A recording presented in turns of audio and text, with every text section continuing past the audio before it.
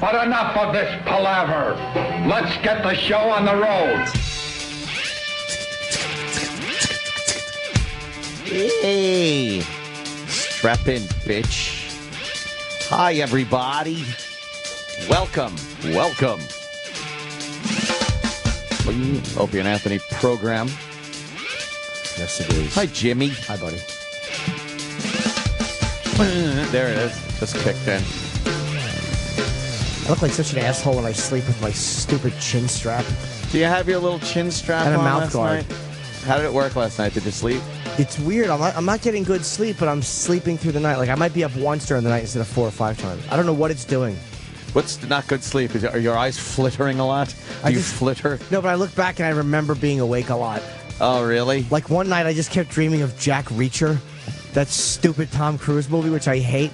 And I just kept thinking about Jack Reacher all night. I kept waking up thinking about Jack Reacher. What's Jack Reacher? What the hell? I don't know why. It's the new one. This is the new Tom Cruise movie. It looks terrible.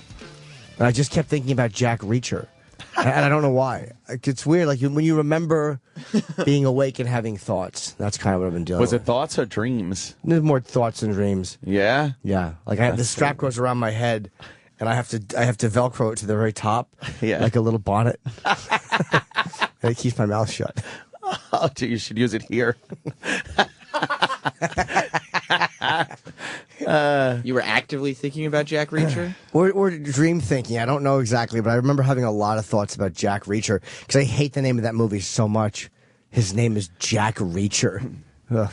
You don't like it? No, it's awful. What's it about? I don't know. Just a guy who does guy things. Guy with a gun who does guy with a gun cool things. He's Jack Reacher. Is this the new one? Yeah. Oh, okay. It appears to be Mission Impossible without gadgets. Right. Yeah, or Cobretti. Cobretti. It really does seem to be like Tom Cruise made a throwaway movie. Yeah. You know, like he's got Tom Cruise usually has the big premieres, the giant like blockbuster movies. And then occasionally just makes these, that's a lot of money. Like he did with, who's that girl? Katherine Heigl. Did he do a movie with her? Where they were, am I wrong, Kenny? And there's really nothing. Did you see the commercial where he's confronted by 5 people? Yes, I saw that. And he goes, I'm going to beat the shit out of 3 and the last 2 always run away. And then that's what happens in the commercial. That's funny. Jack Reacher. Yeah. That scares you. Oh, it's terrible dialogue. That scares you. Yeah, he's not good for this role. He's got like a Cobretti car. Nothing to lose. Is he a cop? I don't know. I'm a cop, you idiot. He's Jack Reacher. What's Jack Reacher? If I don't he know. is, he's Rogue. That's the nickname of a guy with long arms. Yes. Here's the fights. You wanted this. Oh, you wanted this. Why don't they all attack him at once? Really? Oh, boy. They run away. He's shorter than everybody. Of course he is. He's probably standing on yeah. little shoeboxes beating them up. He's jumping up and down. He hangs out at the supermarket and helps old ladies get things on high shelves. That's his goal in life. Jack Reacher. No, he works in a garage. Because he's a Jack Reacher. It's terrible. It's one of those movies, you know, a little throwaway action movie with horrible dialogue. Yeah, but that's not good. Cruise is a great actor, I think, but I don't like that kind of cool guy dialogue for him. It's just not. It doesn't suit him. It doesn't suit him. He wants to be an action star, though. Like, that's where he wants this part of his career now. He's just action star. Like the Bruce Willis type, Yes. the fucking Arnold Schwarzenegger. Why do you think so? He did all the Mission Impossibles. He knows there's money in it. It's easy. Probably overseas does very well. Yeah. Do you think they're easy compared to like really in-depth like Born on the 4th of July roles? Oh, man. Imagine what you got to do to get ready for a Born on the 4th of July type role or something like that. And this one, you just got to work out, I guess. Yeah. Get all buff. And throw out horrible lines that are easy to remember. You think he's like going and meeting the real Jack Reacher and doing research on what it's like to be Jack Reacher? You think he tells everyone to call him Jack Reacher on set? Mr. Reacher. Yeah, when you come to my trailer to get me, just say, hey, Mr. Reacher. Everybody's got to call him JR. Yeah, and then he comes out and says a fun line. Yeah. Yeah. take me to the set. Huh? Yeah, if you're not scared, you should be. Do you think they had to find short guys for him to beat up, or they had to do? I wonder if they ever have to shoot him in different height than women. I bet it's all angles. I bet. Come on, scumbag, I'll kick your ass. That's like his villains are progeria kids. They had to hire Al Pacino to be the big bad guy boss. Yeah. It looks like they're just in a giant city. Like a big giant car tire next to them. They're fighting. It's a dollhouse. It's like a Twerps. It's a Bug's Life. They're fighting, and there's giant blades of grass around them. Yes, they're using various small things for weapons. A matchstick. All right, we've made them really small. Yeah, we get it. We get it. We've shrunk them. Lilliputians. Yeah. I was watching fucking that Bourne Legacy last night. I just figured, it's on demand. I kind of enjoy the Bourne movies. I've never seen one. They're mindless fun, But now that's that new one, and they don't even have, Jason Bourne in it. No. It's that other guy from Hurt Locker. Although he's done more movies than from Hurt Locker, but I just go the guy from Hurt Locker. Jeremy Renner. Jeremy Renner I always is call him in that. Jeffrey Dahmer, because he played Jeffrey Dahmer in the TV movie. Jeffrey Dahmer. I always call him Jeremy Renner. You do. Jeremy Renner. Yeah, he's the latest fucking Bourne guy, but he's not Bourne guy. Yeah, I love that. They did that. They obviously wanted to make another movie, and Matt Damon didn't want to do it. Right. So they just changed the story, and the big tagline is now you didn't think there was just one, did you? Yeah. It's like, of course we did. Yes. Yeah. And they're taking drugs and stuff to enhance their capabilities, and then they got to kill all those agents that are enhanced. And he's like, I don't know. But when you tune into one of these Bourne movies, right from the beginning, you feel like you got in the middle of the movie. It's one of those movies where you're like, I hope they explain all this stuff. Because they just start talking about things without any explanation of what's going on. Was it good? It wasn't bad for Right. for one of those kind of movies. There should have been a little more action, though. Gotta be honest with you. They tried for a little too much storyline, not enough action. I want to see some fucking death and destruction. Because they had to rewrite the story to include somebody who wasn't Matt Damon. They had to act like this was part of the story the whole time. Yeah. But they just made it up. They just make it up. And so now you have to rewrite the whole saga. You don't think that they knew Matt Damon wasn't going to do this one? Maybe not. Well, they knew when it was time to make this one that he wasn't going to do it. But when they were making the original trilogy or whatever, They never got into that storyline. Yeah. right? So now they have to invent a storyline so they can keep making movies. They had his photograph on screen for a couple of times in a little dossier thing. It's like, that's him. Yeah, Remember? there he is. Matt Damon. It's a franchise still. It counts. Yeah, Who that wrote counts. those? I don't know. There's a huge author that wrote those. Yeah. Yeah, I see. Is it Ludlum or Robert? You see, James Patterson's a guy. You see, when you see hardcover in the airport, they're a big author. Like when the hardcovers make it to the airport, Yeah. because they only have softcover there usually. Ooh. And those little Hudson News things. And James Patterson's one of those guys. Robert Ludlum. Oh, it is Ludlum. Okay. And they use that, whoever the director is, does shaky cam.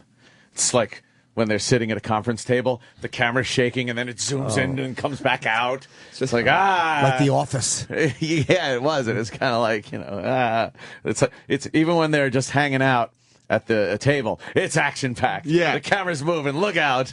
He doesn't even write these anymore. Really? Yeah, now it's Robert Ludlum's With? The Bourne Legacy, a new novel by Eric Van Lustbader. So they just use his name. Yeah. It's the same thing they did to Matt Damon. Right. And he's written this Eric Van whatever has written 6 Bourne things. They have nothing to do with Robert Ludlum now. How many has Ludlum written? Ludlum. Jason Bourne is the guy's name? Yes. I hate the name Jason on an action guy. You don't like Jason No. Bourne? But is that really, I guess they're good books. He wrote The Bourne Identity, Supremacy, and Ultimatum. He only wrote 3? He wrote the first 3. And they just, and I guess he franchised it out. Yeah, why not? He created the character. Got other stuff Yeah. to do. Like Star Wars. Anyone can write a Star Wars novel as long as it's, approved by George Like Lucas. WWE fan fiction. Yeah. That E-Rock likes to jot down and write. He's already got the Royal Rumble winner picked out. Wow. That's right. Wait, does George Lucas actually read them? I wonder if he does because he's making money off I them. think there's some sort of approval process. You can't just write like a Star Wars novel. I'm writing release it. one. Oh, interesting. I'd love to Now you're going to have to read go it. through Disney. Yeah, because it's about Chewbacca. Yes. It's called Chewie Gets Shoes. Because he needs shoes because he can't get into any stores or It's a whole restaurants. novel? Yes. Wow. Will there be a chapter about a hat at any point? Yes, Chewie's hat is chapter 7. Yeah, I've seen some Star Wars fan films where they actually make like films and people dressed as like some of them are very extravagant, others not so much. Is there any where there's like a girl holding like a taser between Darth Vader and an ugly unfuckable mope? Oh, a blaster, right? Yes, a fat chubby. I saw him this morning, walking down the hallways. Which one is this? This is some Star Wars. The Secret in the Sand. Oh, They use the iMovie fake Fox thing. yes, the fake Fox thing. A gas car. Gas car. Very similar introduction. I'm sure they'll have a scroll on the screen. A long time ago in a galaxy far, far away. These guys are creaming thinking of this shit. And Do you want me to fast forward to the action? well, let's see. Yeah, this is. They just bite the whole beginning. Star Wars. And now here comes the guy's story. Episode 1, The Secret in the Sand. Sounds terrible. Martha lost her wedding ring at the beach. It is a time of war, a time of rebellion, the time of the Empire, with each new star system captured under... Shut up! Under surrender or purely by sheer force, the Empire is growing in strength. Great mystery surrounds Darth Vader's latest plans. The Empire has entrusted their best pilot with a mission so secret, only the highest-ranking Imperial officers have been informed. On a desolate planet, on the outer rim, the pilot has received a secret data plan that could change the outcome of the Empire and finally crush... Oh, yuck. It's what a hokey little storyline. A secret data plan, which means he can call in Canada for the same price. You think that's a good opening? Oh, it's terrible. I could see these guys just jacking off, these nerds in their basement, just jacking it to the scroll. All right, how far are you going to let it go? It has to go the whole way. Now there's going to be the bottom. Down. Now I haven't seen this. Bottom of a ship, very close view, pan down to a planet. Do you think the guys Probably who a made sandy this, planet. like they they watch it after Here we they've go. made it, and they're looking like, we finally did it, We did guys. it, dude. It's us. All right, here comes. Oh, that's awful. Yeah, that's not good. Oh God, these effects aren't very special. Oh, it's this very two-dimensional planet. Oh, is that horrible? Oh, now the actors come in. I wonder how much they had to save up for TIE fighter helmets. This looks like the graphics from the game Myst. What's he saying? Yes, this is terrible. You can't understand what he's saying because they use too much effect on his voice. And he's We got a green screen, guys. Look what we can do. This is terrible. Could you go forward to where What's he saying? talking to each other? Where's Chewie? Oh no! Oh, is this that fucking? Blazing Saddles. This looks Blazing Saddles. Do you think they location scouted? Oh my God! Yes, they did. We need a So puddle. they're in a... See, it just looks like a pond. It doesn't look like Tatooine at all. No, this doesn't. Look, this is the Sand Planet or something. It's very mysterious. There's four stormtroopers. He got 3 other nerds to do this with him. Yes, in full regalia, full Star Wars Stormtrooper regalia. And they're trying too hard to look like they're pointing their guns. There was a little kid offset just chucking rocks at them and calling them nerds. I would, if I was George Lucas, I would personally deliver a cease and desist to these people. Just, hello? Yeah, saw your fan film? Oh, nice cut. All right. It's all like effecty. There's no... And it's obviously royalty-free music. It's not right. Star Wars. Yeah, it's not John Williams music. Or... He What's said double the time double before. time? He said it before double time. Oh, this is terrible. It's a forest right by my house. We can film He's got it. the same guys playing both roles. Dude, You got to tell your mom you got to hang out longer. We need an extra stormtrooper. You think somebody didn't want to do it because they were going to get their stormtrooper outfit dirty? Yeah, Guys, we got 6 stormtrooper outfits. We're going to have to get creative with shots. Dude, I got the con this weekend. I can't get my suit dirty. What's that red thing on his shoulder? I don't know. Hopefully a fucking... I couldn't think of anything good to say. Oh, because It's a tumor. maybe he's the leader. Thank you. Hopefully a tumor. Oh, is he team leader? How about double time? He's kneeling in the... Yeah. What's he feeling the grass Oh, for? this is Look at awful. how difficult it is for him to kneel. His suit. His stormtrooper suit is making it difficult for him to kneel down. They're all just excited to wear the cod pieces. But he touched he touched the ground and did the thing that you do with blood, like you're sifting through it with your fingers. Yeah, you run it through your finger. Except he's got hard. Oh my God, these blaster effects are terrible. Oh no! All right, guys, it's the big battle scene. And they're using the same 5 guys for Look both. at the flames. The flames are terrible. Oh boy! Oh my God, this is awful. How cheesy. It's just Look at the little fire. I can't even. they're shooting at the 5 guys they're shooting at are obviously the guys in the uniforms. Yeah, they're never in the same scene at the same time, so they had to shoot it all as the stormtroopers and then shoot it as the rebels. Why would you do this? Why is he wearing a World War II helmet? Oh, good death scene, dude. Yeah. You nailed it. Royalty How much free left is this? Holy scream. Double time. 12 minutes. Oh, it stinks. Where's the secret of the sand, though? Yeah, the secret of the sand. What happened? They're on grass now. They have some in their shoes and they trapped it in the house. Mom yells at them. They should do the secret of girls, and they all look at a vagina and try to identify it. Figure out what it is. It's that fucking monster that swallowed Jabba the Hutt.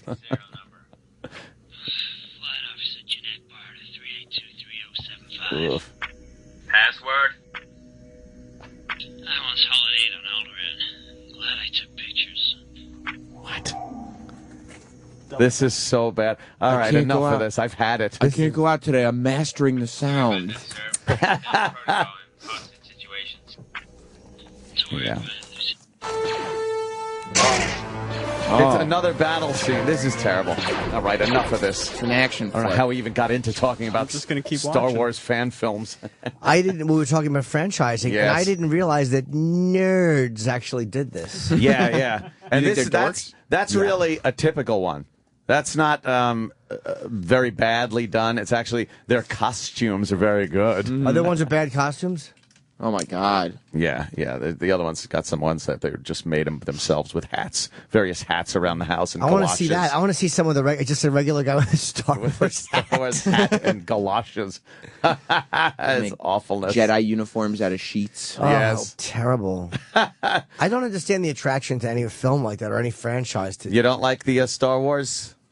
It's fine, but enough already. I think Star Wars got way over fucking rated. Very much. For some reason, because the first one was so huge. And then, like, Empire was kind of okay. You know, it was good, I guess. Yeah. But then that's it.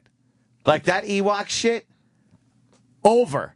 It was over. Don't even try to preach fucking Return of the Jedi to me. That one part of the movie kills the whole thing. It's terrible. I mean, it's an obvious attempt at merchandising, Yes. which is a shame. But it's not like Star Wars was a franchise with a lot of integrity to begin with. No, it's a lot that's of. just it. I don't know why people like kind of have this impression that it's an amazing fucking trilogy and then another trilogy. The newer ones they made, all of them stink. I think Horrible. they stink. They're Did you go all see them in terrible. theaters? Yes, I did. I remember. Yeah. That was like one of the last times you actually had to like wait in a line to buy because you couldn't buy tickets online yet. no. Yeah, I waited on the online to internet. buy Yeah, I tickets. waited online for a stupid midnight screening. I had Yep. zero But it is interest. fun when like Really? Star Wars comes on the screen. Dun, and everybody goes, yeah. I saw the first 3 in theaters. I no desire to see these at all. What about the next 3? Yes, I know. Now the next Lucas three are annoys coming me. He just bugs me. Well, I don't even think he's This got is- anything yeah, to do with it at this Disney point. now. Disney You know what? now. They might Yeah. be good then. They might actually make him good. Yeah. I would love to see the ones that he has nothing to do with. Because whoever cast the Darth Vader, that good-looking guy, How do you Christian, hate Hayden Hayden Panettiere Christensen. Hayden Panettiere would have been more manly in that role. Terrible. What a whiny little bitch. Has to be a good-looking guy instead of just the a fucking. Yeah, it's Darth Vader. He doesn't have to be fucking good looking. And what a whiny Darth Vader. Terrible. Like, it's my mother. So I killed him. I killed them all. I can't even watch it. I was one of those that left episode 1 trying to make excuses for it. Like, well, I mean, it wasn't bad. You wanted it to be so good. Yeah, it sets it up. It sets it up for the subsequent ones. You know, Jar Jar was. I mean, he had his funny moments, and he. Who's the guy that did the amazingly funny reviews? He talks like this. Yes. I asked because I was watching him do Titanic recently, like the other night. He has it's a 2-part Titanic one out. That one. And just starts talking like that. That's how he talks. Why is he walking so far to go to like he calls out every little aspect of the movie? Yeah, I didn't watch the Titanic. I watched like 20 minutes of the new Titanic. It's fucking hilarious. Oh, I got to see that one. I've watched Red all of his something. reviews. Yeah, it's something with red in it. Mr. What the fuck's his name? It's Mr. Something. Somebody sent it to me on Twitter. He's very funny. I don't know how he gets rights to the footage to show these clips. How do you put these clips online and not get in trouble? Yes. I don't know. I guess it's very hard to get all those summonses and subpoenas out to just make people cease and desist. Are you allowed to do that? Red Letter Media. Red Letter Media. That's it. The guy's hilarious. Yeah, I don't know if you're allowed to do it, because like music and stuff, YouTube will just take it down. This is his own site. Oh, he doesn't do it on YouTube? No, I don't think so. Oh, well, then that's why. But even a clip show like that, like if you're just playing clips, YouTube will take it down? It's kind of weird. Probably. I know if you put music on one of your videos, like YouTube kind of knows. They just know. Yeah. Yeah, within 5 minutes. My wife uploaded like my daughter's ballet recital video. Yeah. And and it got taken down because the song that's played while she's dancing is copyrighted. Well, it has to be some kind of a technology. It's a like program, yeah. What's the technology like? Like Shazam. Shazam. Yeah, right. yep. Yeah, it's the actual YouTube itself knows the music's there. Right. Yeah. But like if you're just hosting it yourself, then you actually can wait until, like you said, Ant, they're sending cease and desists and stuff like that. So you can get away with putting it up for a while. And they actually know they can identify video too. So if you put up like Major League Baseball or something or a TV show, they know just from the video. So that's why a lot of times people reverse it. So you'll see it in backwards because it doesn't pick it up, I guess. They do that with wrestling. Yeah. What? All the logos are backwards and everything. They just reverse the video so the program can pick up that that's a copywritten program because it knows what the video looks like. Oh, they reverse it? Yeah, so they just reverse it. Who thought to do that? I don't know. Hackers. That's pretty smart. First they tried putting it upside down, but people were angry. It's like, this is really stupid. Oh, so the programs on YouTube will recognize the logos? Yeah, isn't that fucked up? Wow, that's amazing technology. Technology. Yeah, I dig it. Yeah, so I don't know how this guy gets away with doing these really funny reviews. Yeah, they're hilarious, though. I've seen that guy. I got to see the Titanic one. A lot of loose ends that he picks up on. I didn't get that far into it. Maybe I got 15 minutes into it. I was just setting it up. I could sit there and watch the whole It's a two-parter, and it was late. Oh! I had to put on my chin strap and get some sleep. Yes. Get some snoozy time with your chin strap. I had to put on my chin strap and wake up every fucking 35 seconds. Fucking zilch. Fucking body's betraying me. That's got to suck. More than you can imagine. Oh, my Stinks. God. I was having some dreamy dream that it's the oddest dream, and I've had this recurring dream for a while, too, where my old sheet metal worker boss, my boss from Apollo Air Conditioning, is firing me. And, like, he's asking me to hand in my keys to the truck, and I'm really, like, fucking freaking out about it. And then even in the back of my head, I'm like, wait a minute. I do radio. Do you wake up in the morning trying to figure out whether or not you still work there? Or No, I kind of know I don't work there. Because like I have those dreams like that where I think like I'm in college and my papers aren't done or something and the semester's over, and it takes me like 3 minutes when I wake up to figure out and assure myself that it's okay. That I'm not there anymore. Really? Yeah. Yeah. Like, I would think I was still working in air conditioning when I first woke up. Like, You should be. am I still working there, you know? Yeah, those dreams they're very strange. And I still have dreams about school. You do? Yeah, they never go away. You don't have the stressful radio dreams, though. No, I used to have those when we played music. Mm-hmm. I would have that dream that you know the song's running out and you can't get to the CD in time. It's very frightening. But I've had those dreams where I'm back in school for some reason trying to get my diploma. Are you? Yeah, I'm me at this age. And I'm fucking it up. I'm not going to class. I'm not. And then I just finally go. I finally give up and go. Why am I even doing this? I have a job in radio. Like it comes to me like, why am I doing this? Yeah. Like, I got a radio gig. Why am I at work at Apollo Air Conditioning and upset that I'm fucking not on the job site and I'm going to get fired? What do you think that means, Jimmy? You analyze my dreams a lot.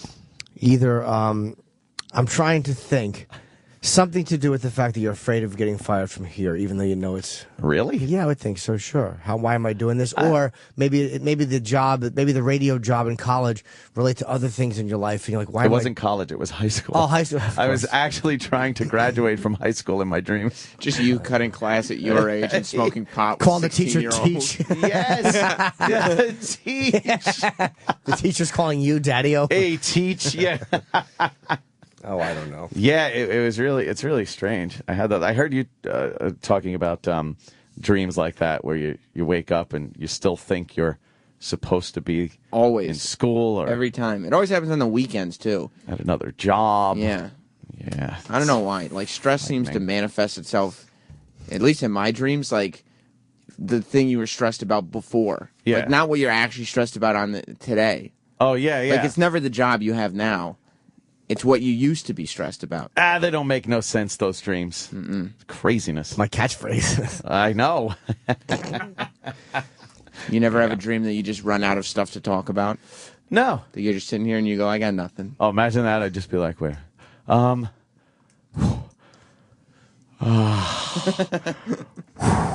that would suck. Yeah, you just had nothing to say.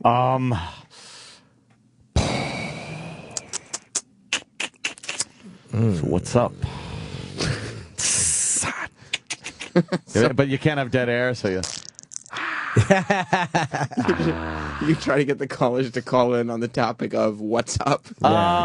Yeah, we're having discussion today. What's up? What's the weather like where you are? Oh, no. They're not calling. No one's calling. Oh, God, I was watching that fucking show.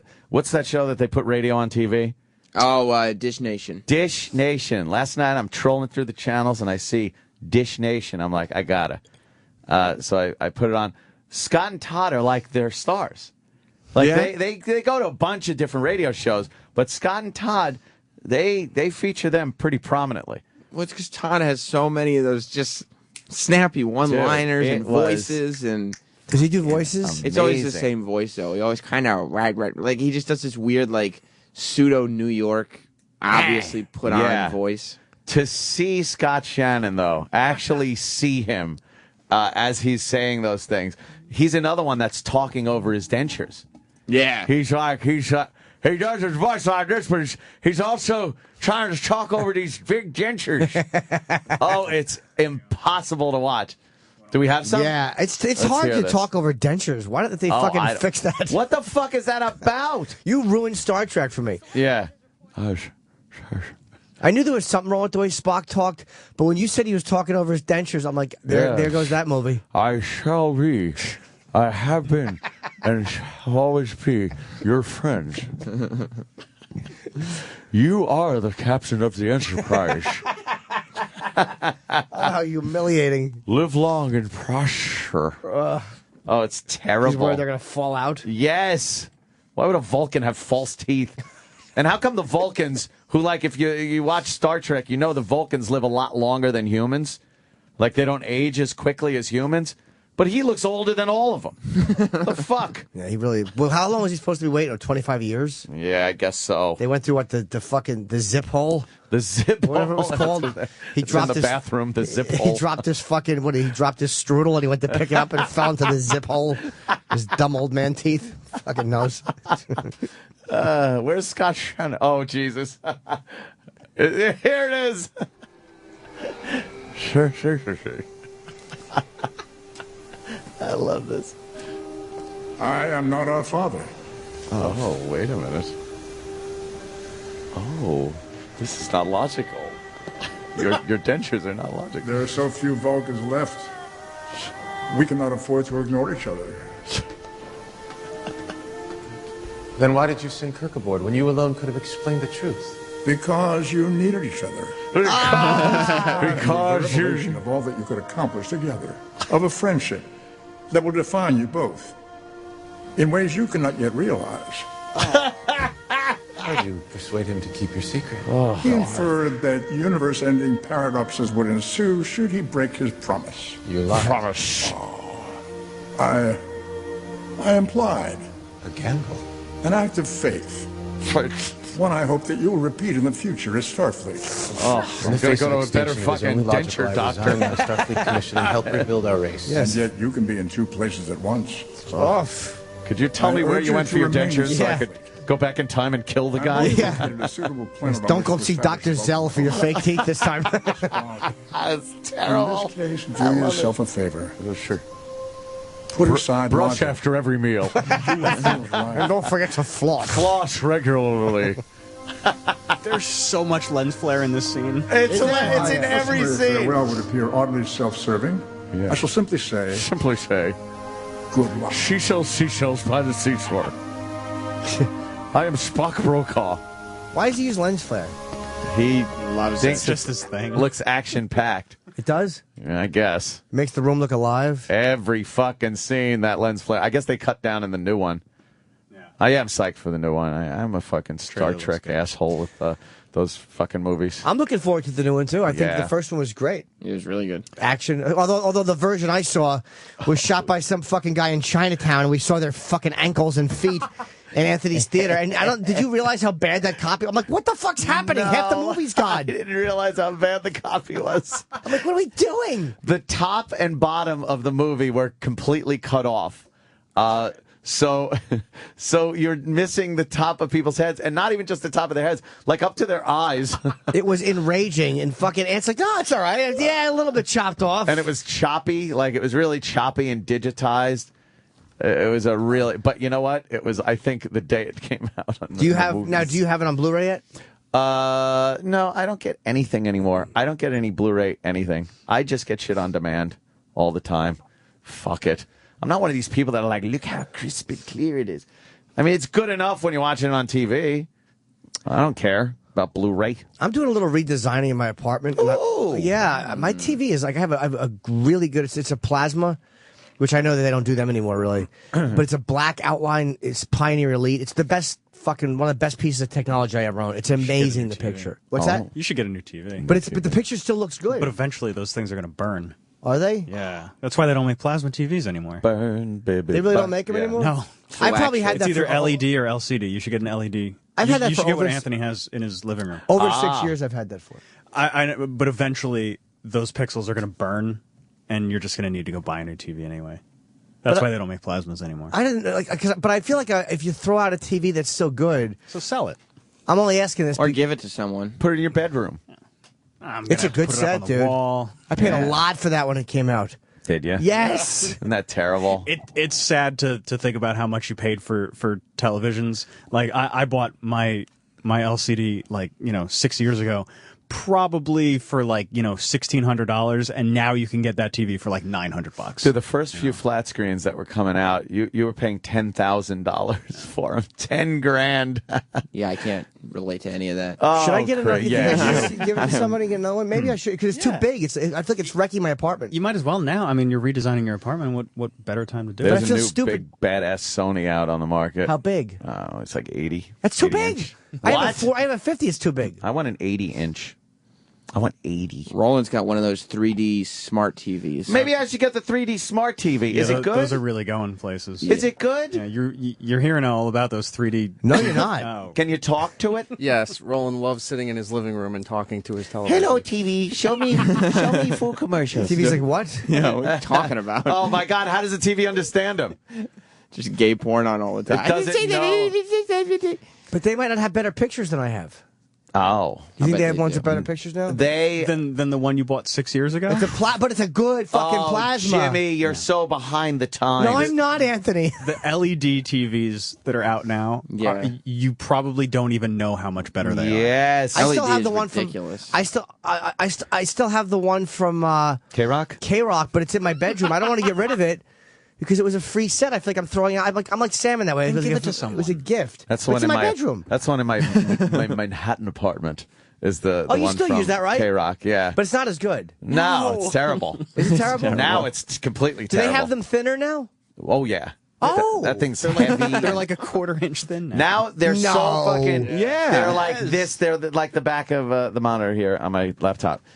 They're so light. You can pick them up yourself and just hang them on the fucking wall. Just like they said the future would be. Remember when they said, someday you're going to be able to hang your TV on the wall like a picture? Mm-hmm. And now you can do that. It is weird. I remember hearing that, and you forget, like, every bar now has flat screens. Like, Yeah. remember the idea of flat screen was so foreign, and then it just, all of a sudden, the old technology was gone. It was impossible to think of because you just knew the technology of the cathode ray tube thing that had to be fucking 2 feet long and inside your television, which made the big back on it.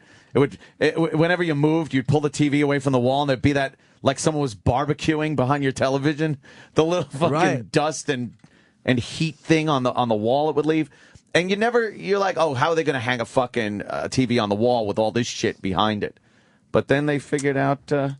Maybe I should give it away. I wonder if I should put my the really good one in my room and then give away the K-Rock one. Yes. Give it away. Give it away. Should I sell it? I don't want to sell it. It's not worth selling. No one will buy it. Then just put it in. It's so do what you cheap said. to buy a TV now. I want to sell it, though. It's like, fucking, how long ago was that? 2008? How much? $2,500. Imagine doing that. You wouldn't get a dime for it. I don't know, No. but nobody probably wants it. It's probably too No. big and clunky. In this day and age, you just buy a TV. They're so inexpensive now.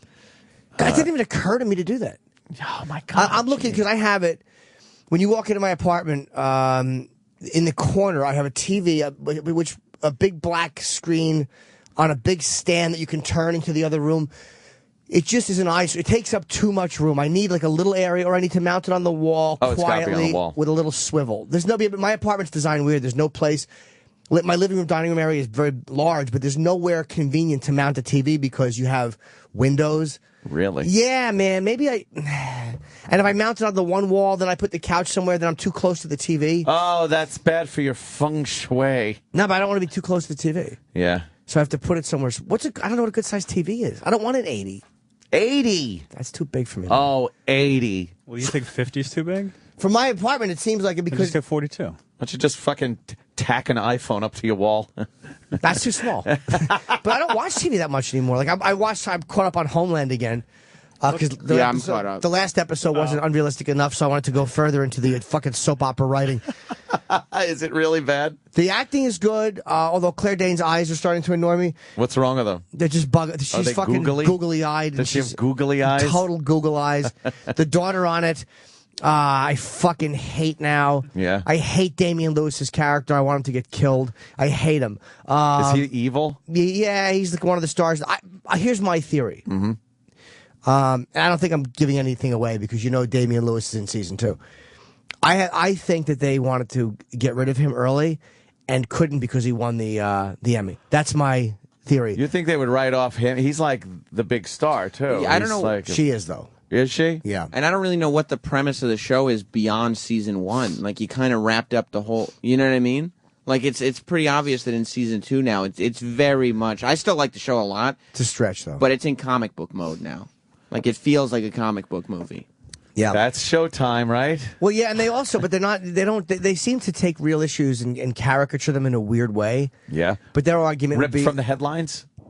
Oh, they ripped from the headlines, as they say? Oh. Subject matter torn from the headlines. Right, like in Law and Order. I hate those. When it's like, hey, wait, I've heard this story before. Kind of. Oh, right, that was that news thing. I think it's less to do with Showtime and more to do with a really good idea for a one-season show. Exactly. And then it's really hard to keep that going and going and going, because after a while, it's like, okay, he has to be caught by now. You know, like this story has to be over.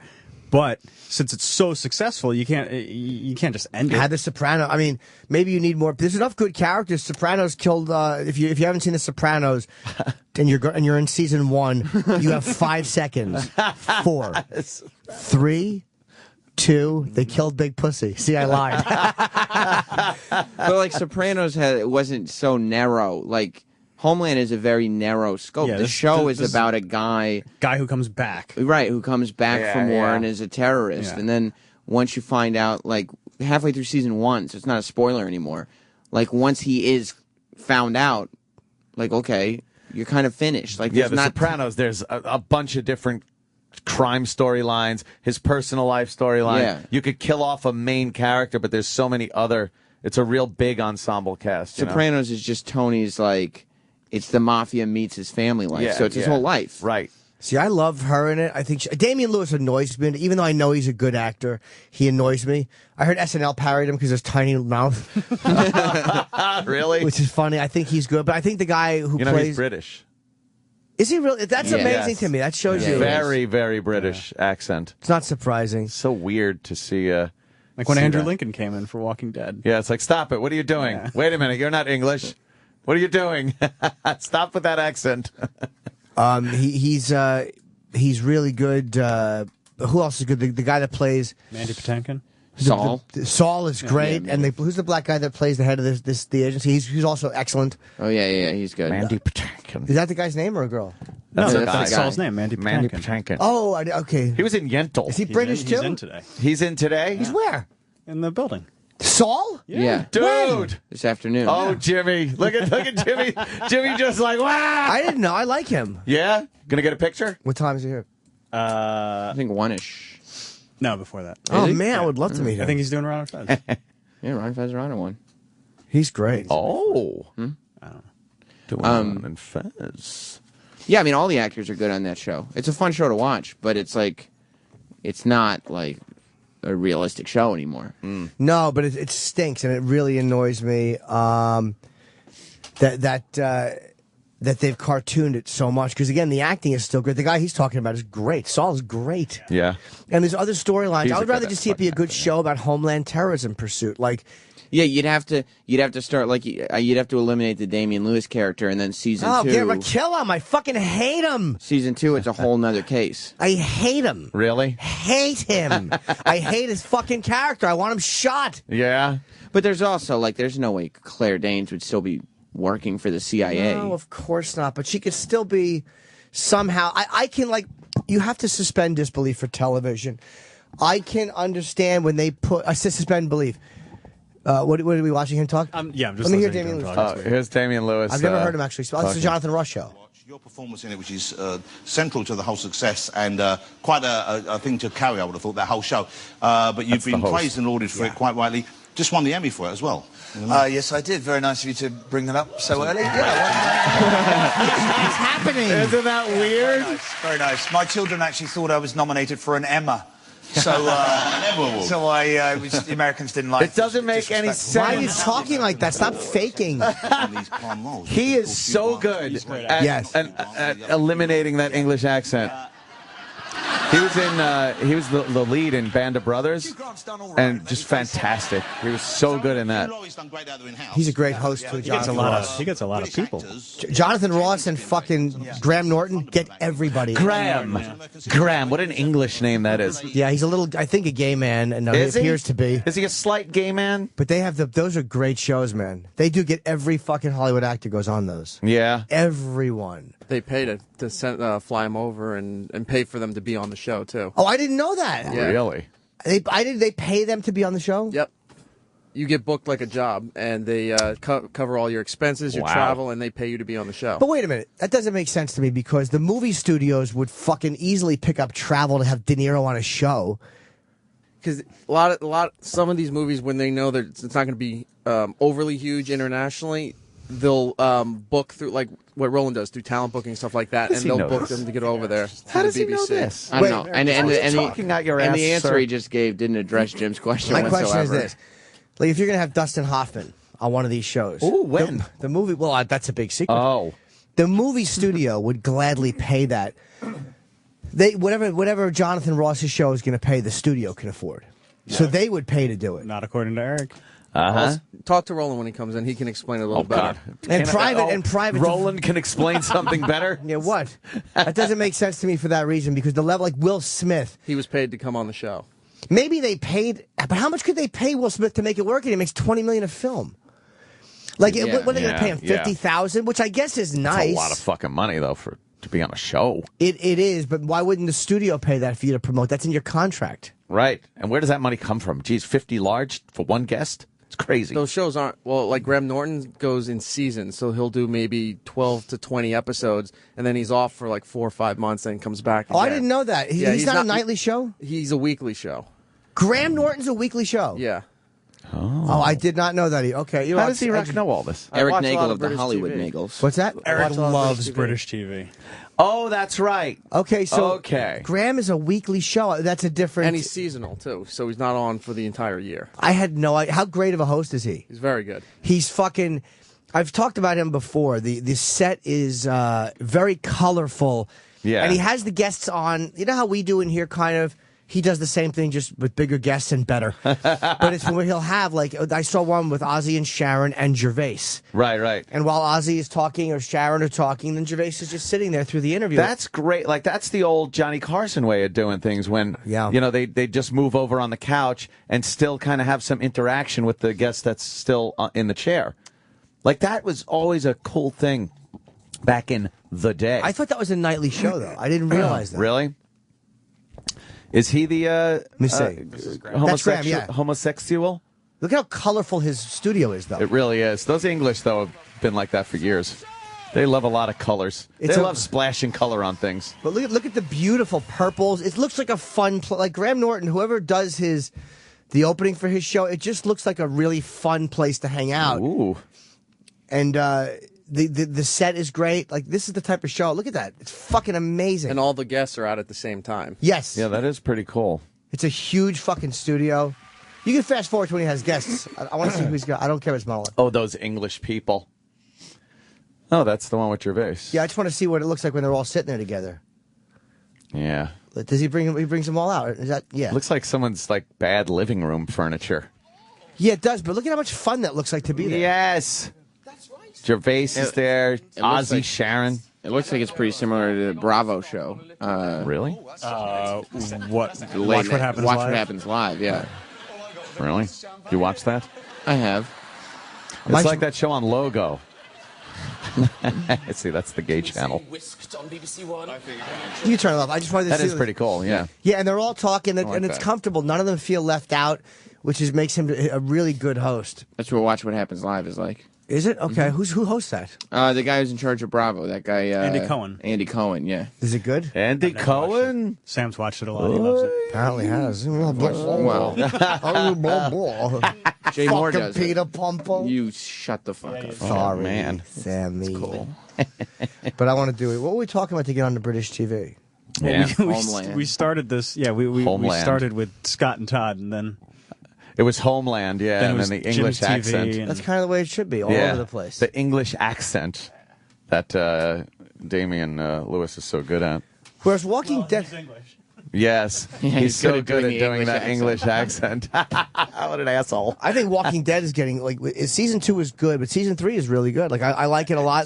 I think it's fantastic because the zombies are interesting, but I like where the storyline is coming. Yeah, this whole you could only go so far in a show with zombies of killing zombies. You know, now you need that whole people against people thing. People, yeah. Well, you need that's why the tagline was. Fight the dead, fear the living. Jesus, I hate a tagline. Me you don't too. like a good tagline? I hate a tagline. Yuck. Yeah. Just show the shit I already. for the Jim Norton show, which I'm writing. Oh. It's an action adventure. Oh. I have a tagline. You got a tagline? Yeah. For the Jim Norton Show, action adventure. Yeah. What is it? It's not all Melba. ... You don't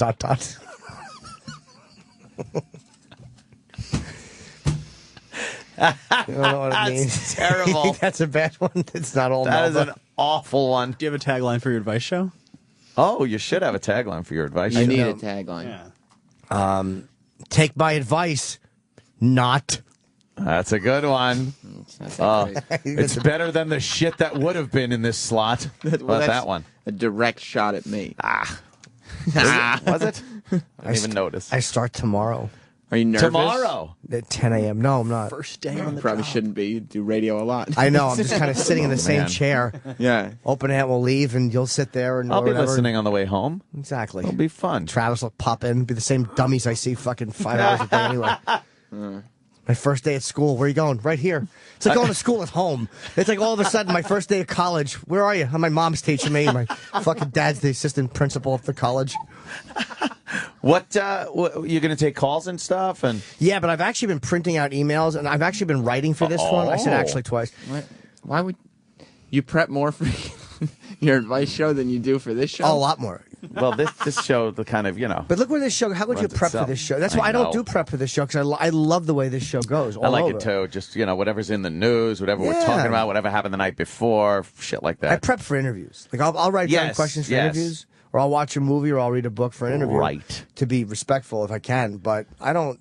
What is it a prep to You just hang out and chat, and maybe what's gonna pop in my head at 9:15 tomorrow? Does that mean we can stop prepping too? No. You should start actually. Yeah, I stopped years ago. But I have a bunch of. I wrote just a bunch of thoughts to say to people. Not like I'm not going to read a script, but just like things I would answer their questions or their suggestions, and most of them have been actual real questions. I'm surprised that like 80% of them have actually been legit fucking. You got a sample of a question, kind of.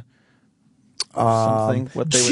Jim, I'm not too sure what to do about work. What do you think? It's like Jim. I'm not good at my job, but I stay here out of force of habit. What should I do? Sam R. Must be somebody with similar initials.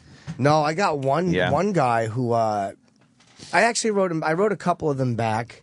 Oh, yeah. And one Girls? guy. Yes. Hi. It's funny you should I think say a that. private session is more in your future. But one guy was having a hard time, and like legit fucking. Wow, real problem. Ugh. Oh man, you got to fucking worry about like what kind of advice you're giving. Yeah, but you got to know where you're coming for advice. I'm not exactly Dr. fucking Phil. That's true. Just don't give any nurse receptionists advice. That was the tagline. I'm not exactly Dr. fucking Phil. That should be my tagline. That would be a good tagline. Yeah. Yeah, but I got to do it. So. But it's like some harrowing questions. People were really in some shit. Yeah, like fucking really. Oh, that's fucked up. It's like like fucking type shit. Thanks, Shetty. God. I know. People that want to maybe take what they call the coward's way out. Yeah, the fucking final plunge. I love how they say that. The coward's way out. Yeah, you do it. It's hard, man. It's fucking crazy. Killing yourself is not easy. I mean, the guys that do it, but to actually go through with it is fucking hard. Yeah, that's got to be fucking crazy. I don't recommend it. I wouldn't either. Is that your first bit of advice? Yes, I don't recommend it. I don't recommend suicide. But I don't know how the calls are going to be, so I'm like, fucking have some questions. No, the calls will be, you'll have calls the whole time. I think so, too, but like, I want, it'll be silly and funny, but it's like, I want to have some questions that make, Yes. I don't want to just do the Opie and Anthony show again. You're going to see another side of Jim Norton. No, you won't. It's the exact same side you see all the time. I'm a one-level fucking one-trick pony. It's going to be fucking fart references and dick jokes and fucking chips. Please. Tune in with no expectations. Yeah, well, if they're used to this show. Exactly. And the shit show. I'll have no problem tuning in with no expectations. I'm not exactly replacing fucking... Yeah. I couldn't think of a show. Oh, good. I was bracing myself for impact. I know, right? You want to take a break, and then we'll come back. And I definitely, there are a couple of things I wanted to discuss.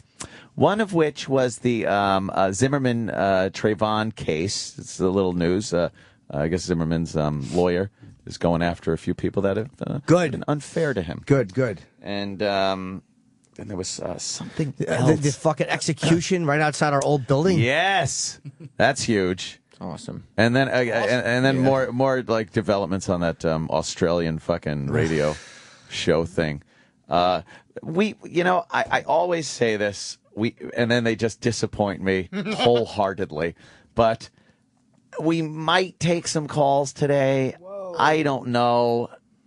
I say we take some calls today. We'll give it a try. Let's be a part of instead of apart from. Right. Oh, that's a great motto. More advice. Thanks for the advice. Feelings are not facts. Yeah. No, it wasn't as good. That was very good. It's very true, too. Because you feel a certain way. Doesn't make it a fact. No, I get it. I'm dumb. Yeah. All right, we're gonna let's all eat. The Opie and Anthony Show.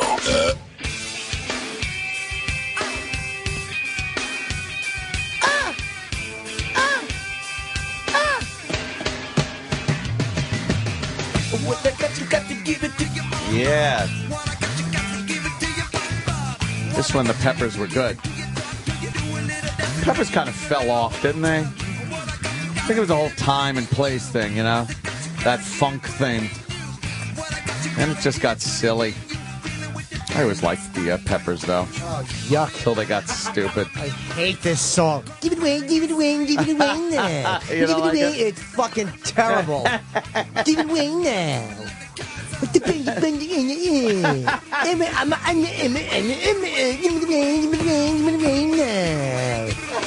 fuck you. Terrible. I think they're the most overrated band in history. Really? Can't stand them. One great song. The rest of it's fucking awful. The early Chili Peppers was pretty goddamn good. Play me another. California. No, that's like it's later. Okay. That's later. Play me a good one. What's one of their quirky album names? Play like Beard, Hair, and Eyes. You don't like Blood Sugar Sex Magic? No, I don't. It's stupid. Play something off of...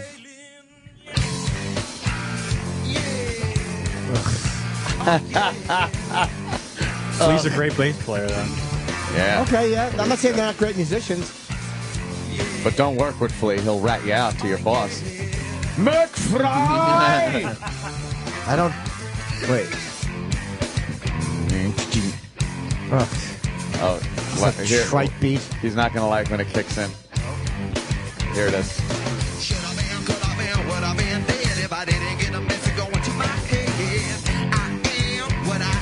Average. Too much like a rap. It's too much like a white rapper. Hey, motherfucker, don't give a damn. It was kind of a funk-based rap thing. All right, yeah. Funkadelic. Yeah. I don't know. I hate him. I kind of liked it. I liked it. Give it away, give it away, give it away now. Ho, ho, ho, ho. Tomorrow is the big 12-12-12, right? Is that tomorrow? Yes. Tomorrow's 12-12-12-12. Is that televised? Yeah. Yeah, on Epix. It's on... It is on Epix. Is it? Yeah, they're simulcasting. Where else is it? I think it's on a couple other channels. Showtime. Yeah. They say bigger audience than Live 8. It's going to be bigger than Live 8. Yeah, they're broadcasting all around the world. Bigger than AIDS. Bigger than AIDS, huh? Bigger than AIDS. Who's going to be there? Who's Everyone. actually doing this? Eddie Vedder is, I think, headlining the whole thing. What? Is he really? Well, no, he's on. One of the people going. Are we going to get to hear him talk? That'll be good. Let's see. Eddie Vedder. McCartney's headlining the whole thing. McCartney, yeah. Kanye. He'll probably want to go out after McCartney. That cocky douche. That dummy who wanted to go on after Metallica at Lollapalooza to be on the main stage. And ooh, did he bomb. Really? He did? Oh, my... Not Lollapalooza. What's the one in fucking the South that I performed at? Bonnaroo. That fucking asshole Kanye was on a smaller stage. I want to say after Jack Johnson, or whatever the guy's name is, and dummy has to, baby boy has to be on the main stage with his full dog shit stage show. Metallica headlined the main stage. Yeah. So a couple hours later, they fucking load baby boy's fucking thing on, and little widow baby boy goes on, and the sun is coming out, and he has this whole fucking stupid space theme show, and he fucking bombs. Yeah? Yeah, you don't remember that? Like 2008. I guess so. Or maybe 2009. Good. Good for you. Bon Jovi, Eric Clapton, Dave Grohl. Fucking shut up. I love how Jim hates one of the best guitarists. He's a great guitarist, but I hate him. I hate his music, and I fucking hate the fact that he was fucking George Harrison's wife behind his back. Even though Harrison was fine with it after a while, I still he's a little fucking snake. He's a jealous little snake, non-Beatle. Fuck him. Dave Grohl. I love Dave Grohl. Everyone Dave Grohl. Licked my head. He was here yesterday. Was he? Yeah. Really? Mm-hmm. I didn't know that. I saw his photos. Yeah. I love Dave Grohl. Billy Joel. Yeah, I like Billy Joel. Alicia Keys. Okay. I like her. Chris Martin. She got a from, weird body, Coldplay. Alicia Keys. She can sing, though, man. She's yeah, very yeah, good. yeah. She got like a pretty face, but her body is fucking whack, yo. She does have a strange body. Yeah. Yeah, fat? weird. Big ass. Yeah, but it's not like it's almost like big and kind of squarish. Flat and square. Yeah, square ass. It's from always sitting on that fucking piano seat. That's why. Oh. Starting to look like a piano fucking chair. Oh, I never thought of that. Yeah, she's always sitting. Who else? Who else is going to be? Bruce. Bruce. How much for tickets? I think they started at $150, and then but it's all for 1,000? charity. Yeah. And then they went up to a couple thousand. How much time is everybody doing? I would assume they're all doing like 1 or 2 songs because there's so many. Imagine what backstage has got to be like Oh in my that God. fucking situation. The pandemonium. Yeah, but the access is probably so limited. Oh, I backstage. know, but just yeah, exactly. But all their own security people, all there keeping like Butting heads. Oh yeah, And you know Kanye's going to walk in with 12 people. the entourage Kanye will have. Yeah. Fuck Kanye. I can't see. He's a very talented guy, but I can't stand Is him. he? He is. He's yeah. awesome. Is He's he? good. Oh, okay. Yeah. I was just asking. Is he? Who else? So Bruce Springsteen, Eddie Vedder, Roger Waters, Kanye West, The Who, Paul McCartney. Who? Rolling Stones were added. The Stones are doing it? Yes. Oh, my God. Huge. I wonder why Jay-Z's not on the show. Oh, my enough of him, fucking too. God, is that a lineup? Wow. That's pretty huge, man. What? God wow. damn. You know, this is all for you. I know. That's why I didn't even want to buy a ticket. For because you. It's just going to me. It's going to you. At the Garden? Hurricane ravaged fucking. Yeah. Like, shouldn't we just get town. in for free? Yeah, You can should. Can you imagine the fucking backstage McCartney and the Stones Oh in the my same God. area? You think anybody's going to be able to sneak back? Oh, lots of celebrities will be there too. Yeah. Oh. Steve Buscemi, Jessica Chastain. What? What are they going to do? Sam? Yeah, Come out on she's a stage? Probably. actress. Yeah, say Ladies like and donate gentlemen. now, blah, blah, blah. Chelsea Clinton, Sean Combs, Billy Crystal, Leonardo DiCaprio, Jimmy Fallon, Jake Gyllenhaal, Seth Meyers, Chris Rock, I couldn't handle being there with my camera. Adam Sandler, Oh Susan my Sarandon. God! Right? Yeah, You'd go lose nuts. your fucking mind, Jimmy. Quentin Yes, I Tarantino, would. Brian Williams. That would have been a great thing to sell. For $1 million, you get a photo with every artist there. That's a big one. Who would pay $1 million? Not $1 million million. bucks. All right, whatever. Jimmy it would is. if he had Not $1 $1 million. million. He would try to find $1 million. If he only had $1 million, he would give it all just to get that in that situation. Come on, because you'd have McCartney. You'd have the Stones as a band. You'd have Billy Joel. Yeah. Maybe not as $1 million, right? Yeah. Yeah, you're right. It's on like every channel. Oh, it is. AMC, the Cooking Channel, Encore, The Epix, Cooking Channel. FX, Fuse, G4, HBO, like everybody's showing HBO it. Latino. Yeah, MSG Plus. Who's the actual headline act? The Stones or McCartney? I'm assuming it's going to be like a big, Because the only guy that can go on after the Stones is McCartney. Like, if McCartney goes out and plays Let It Be, he can follow. There's no one he can't go on. I'm going to guess it's going to be the Stones and McCartney. No, but one will have to go out, one will join the other. Yeah. You think Mick Jagger will join in? Mother Mary comes to me. Come to me. Mother Mary, come to me. I'm going to bet Paul McCartney. Did you hear about this Rolling Stones the Rolling Stones concert this weekend, right? Yes. And they're putting who? Lady Gaga and Lady Gaga, Bruce Springsteen, and Bruce Springsteen and the Black Keys. all on their show. It's Wait, on the stage with them? Yeah, it's going to be a pay-per-view. Yeah, it's a pay-per-view. It's the last show of their 50th anniversary tour. Whoa. And so they're adding Gaga, Bruce, and the Black Keys to their stage show. I did hear that. Black Keys are big, right? Very big. Yeah. Blackies? Yeah. Oh. They're not Gaga or Bruce big. No, but as far as rock and roll goes, they're probably top 3. There's only 3 bands in rock and roll. Why That's are true. they doing that, though? They don't need the to Stones to sell pay-per-views. Yeah, sell pay-per-views. I'm more likely to buy. Now, what is she going to sing? Is she going to sing a Stones song? I would sing something that sounds like Madonna. Oh, they're coming out with them? Yeah. It's a Stones concert, and Gaga will join them on stage. You are such a Gaga fanboy. It's called Little Monster. Oh, yeah. I'm a little monster too, Aunt. Oh, God. Please. I love Mother Monster. God, no. Mother Monster. Mother Monster's good. She understands me. You know who's promoting the pay-per-view? Who? Vince McMahon. Wow. It's his pay-per-view. Really? Mm-hmm. Oh, that's a big one. Has he ever ventured out into pay-per-views that weren't wrestling? He's tried. He's done a couple boxing things that didn't work out. Oh, of course. He did some football thing, too, that didn't work out. Yeah, a lot of people credited that to the pre-show not being very good. I don't know if that had anything to do with it. True. Pre-show was a really needed work. What a dud. What a dud. Yeah. Well, they didn't find the effort to get hosts for No, it, so. not at all. Yeah. That was called Pay Me, motherfucker. Did you guys put a lot of effort into the pre-show? No. And we told him, too. Wasn't going to be any effort. Oh, no. Yeah, You don't want to watch? I want to see a minute of it because I don't remember it. There's some funny stuff here. I try not to remember. Why is my Oh, volume my so low? God. Looks just like a beer, huh, Anthony? Yeah, just like one. We're going to watch tonight's game right here. Oh. Los Angeles to Las Vegas. We were at Giant Stadium for the Oh, you had your jersey on. What was your team in the XFL? Who the fuck cares? Hold on, pause real have your quick. jersey? You know, to be on the field. These I think we're going to fucking- have a little friendly competition between you and I, Opie. See that football out there at the 20? Well, every game starts with this, and, you know, I saw it on TV. It seems like really easy, like anyone could do it. You didn't see the guy get his shoulder separated during it? Yeah. You want to bet something? I'll bet whatever you want. All I know is I was freezing. All right. Could you pause this, please? I want to go back over that moment of magic dialogue. I want to hear the chemistry. You want to bet? I want to bet something, these two guys. Magic dialogue. Neither one of you knew what to bet. It was obviously a crafted scene with. It's not like it was just improv on the spot. No, Yeah. very well crafted. This So you betting, wanna play it again? it's riveting because it keeps you going, like the big bet. Boy, Okay. you are fucking. You know, to be on the field. I think we're going to have a little friendly competition between you and I, Opie. See that football out there at the 20?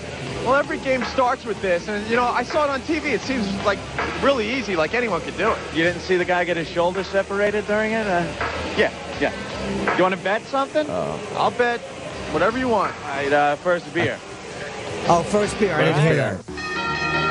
First beer? Now Look at him go.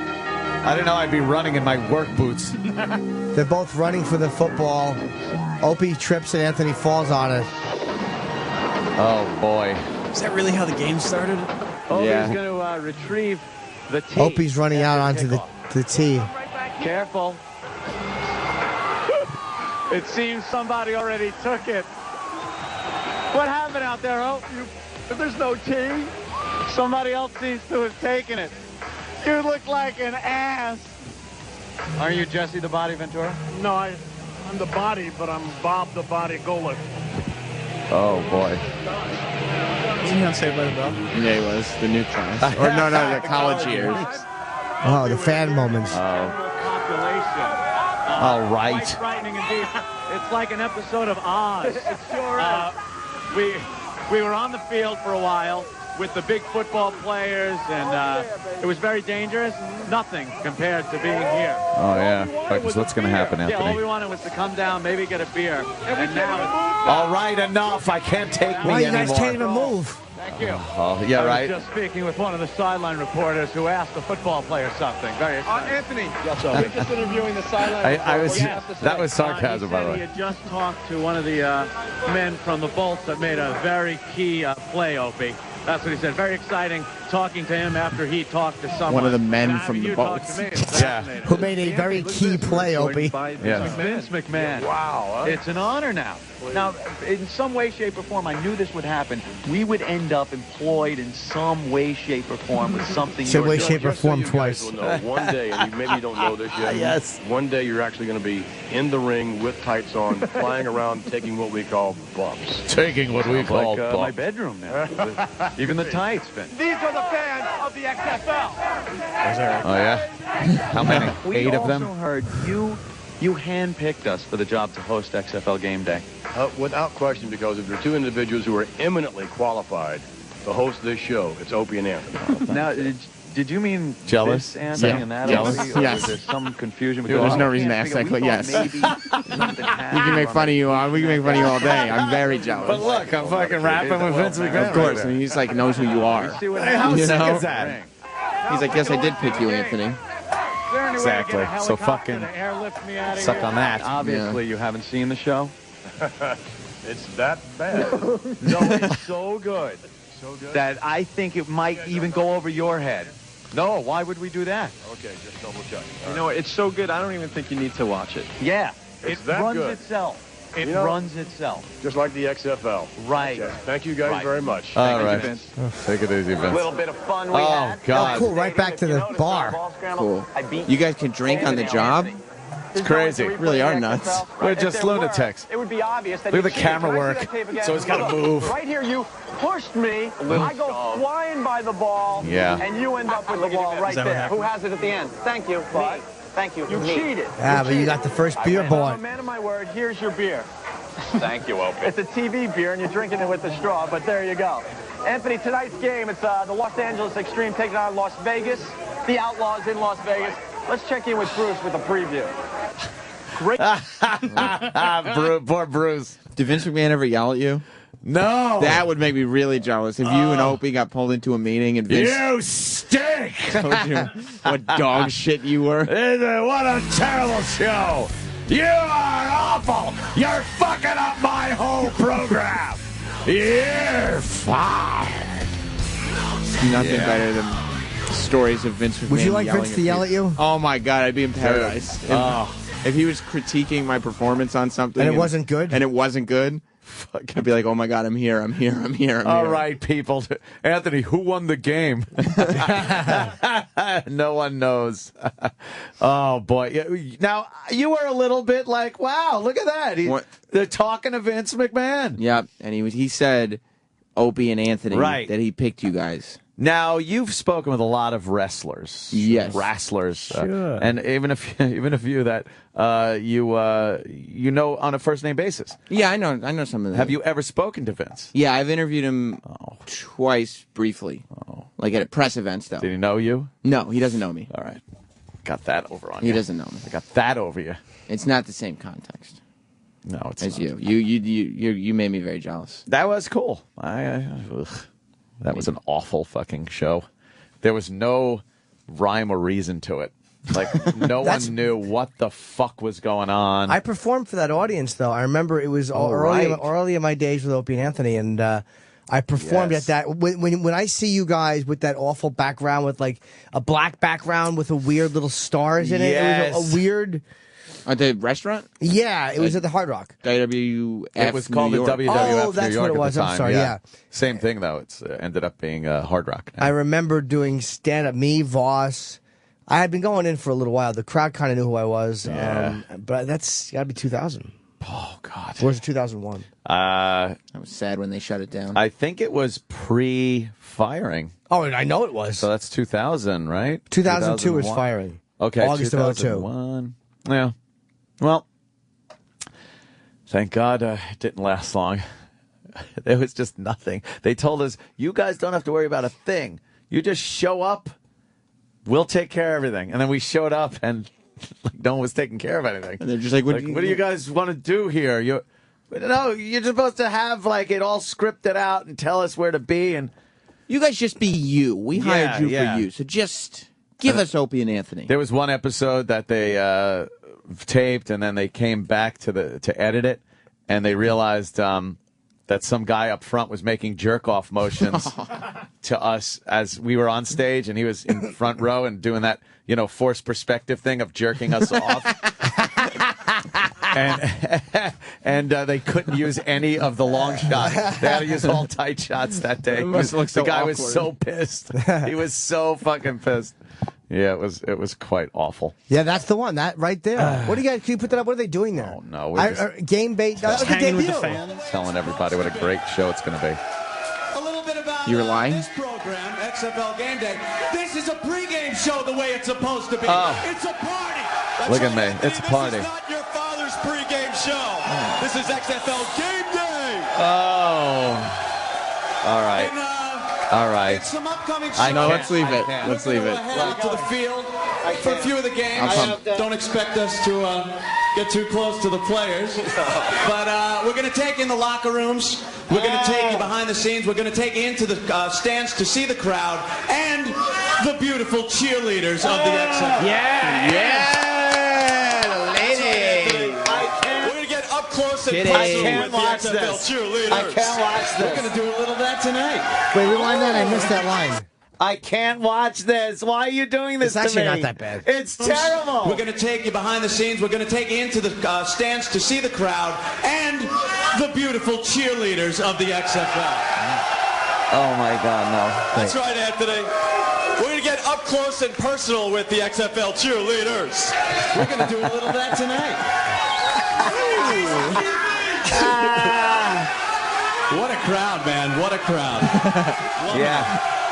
Great crowd. Anthony, we should also tell everyone joining us for game day, we got Bruce Beck and Rusty Tillman, the coach of the New York, New Jersey Hitmen. Rusty Tillman. Anthony, great to be with you, and a pleasure to be joined by Rusty Tillman. I remember that day, too. I mean, I remember fucking... it was difficult. That crowd was great, man. I'm sure there's more. Would you just fucking... No. Why? You want to get close do with my the job. I cheerleaders? I can't. Did you think it was the next big thing in football? Well, it was Smash Mouth football the way it's supposed to be played. So I assumed. You were like, Vince okay. McMahon at the helm, it couldn't fail. That's what I assumed. You and Opie were thinking, well, if we were at the NFL from the beginning, imagine how well we'd be doing today. Exactly. Oh, my God. Anthony, you sound cool. Oh, you fucking assholes. Oh, the here come Hitman's the girls. It's the players. Wait, no. Oh! You thought it was the players, Ant. That sounded very WWF right there. Oh, no. The players' buses are up. Wait, no. Beautiful. Now this is what football's all about. Okay, I was being sarcastic. Trust me, I was being sarcastic. Obviously, the cheerleaders are here, and we're going to meet them next.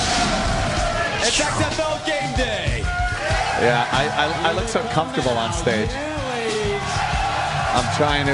The cheerleaders, by the way, are just dressed like fucking a bunch of moms. Yeah. None of them what have... the fuck? You're right. They're walking from one end to the other.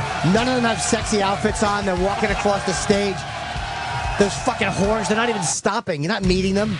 Oh, God, stop. Please stop. We're going to watch the cheerleaders walk by us in regular clothes and wave. Chip, you like the guitar? Fucking heavy. I'd have fucked all those girls. They needed... What Chip they should have needed hosted. was a fucking crowd. You guys have been waiting for. They It's wish time they to could meet get the crowd without New us. Jersey Hitmen cheerleaders. Oh, you are meeting them. Okay. Here they are. Now they're going to dance. Oh, my God. This is so But bad. I will tell you, with the crowd going crazy like that, it doesn't look nearly as awful as it could. Like, you know... Especially since instead of XFL, they were chanting O&A. I know, right? They're just your radio fans. But it was a statement of how big the show was. I mean, They you were guys had a just- fucking massive audience there. A bunch of dumb fucking Yeah, but look at that. mutants. Look at that. O&A had a stronger audience than the XFL did. Oh, yeah. Oh, here's Opie. Ladies of the Hitmen. There you guys are. Ladies, let's get to know them one-on-one. Ladies. She's getting the crowd hyped up by...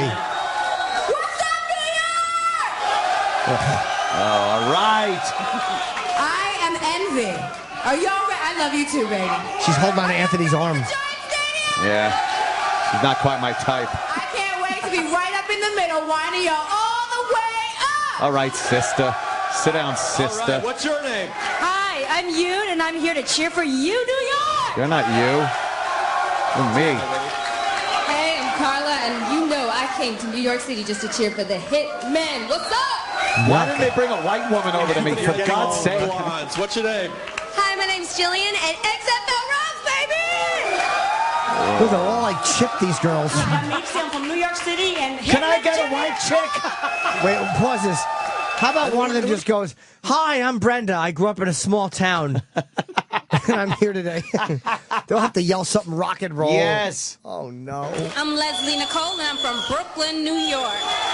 Oh, Brooklyn was in the hizzy. Oh, there we go. I'm Caroline. I'm from New York City, and we're here to show you some booty. But she says bootay. Bootay. And what's your name? Hi, I'm Ma'am, and we are going to rock your world. Whoa. Pause, by the way. Who was it that said twate? It was the girl Brittany Andrews. Was that who it was? Yeah. Twate. She's really annoying. Why are we watching the introduction of every cheerleader? Come on now. Enough of this. I like your haircut. I've had it. Oh, please. I know. This is fucking all right. Opie looks 14. He looks like he's fucking 14 years old. I like that the cheerleaders fucked up. are all like, XFL rules. There hasn't been one game yet. Yeah. How do you know if the Hitmen are good? Like everybody's got Hitman loyalty already. Yeah. The New York, New Jersey Hitmen, 2 states. Yeah.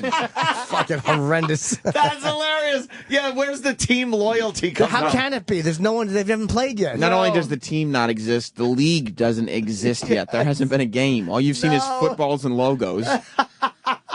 And Bruce Beck and Rusty Tillman talking about how great the team is. And Opie and Anthony. They would get they would do the technical aspect of the show. Bruce Beck and Rusty Tillman would talk about the players and the plays and, you know, all that, the color commentary. Because they don't want to lose that audience of hardcore football fans. We were the rock and roll part of the XFL. Yeah. You know, because it was football with an attitude. Fuck They yeah. were the football part. We were the attitude. Fuck yeah. You like the XFL, Chip? Fuck yeah. Oh, it was fucking hot.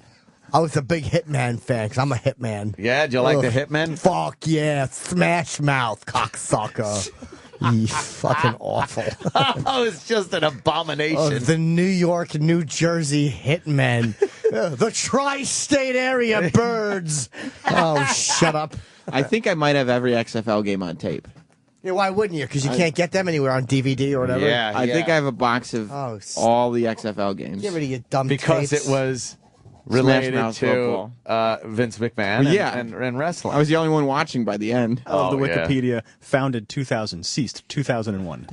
Wow, it only lasted a year, huh? That was it. It went from like the first game had really good ratings. I remember it was a Saturday night and it had like amazing ratings. We thought we were fucking riding it to the stars. Within 2 weeks, the games had. I remember the articles. At that time, it was the lowest ratings in television history. Yes. It was the lowest rated program in all of television history. What was the problem with it? Like, was it that no one could get new team loyalty, you think?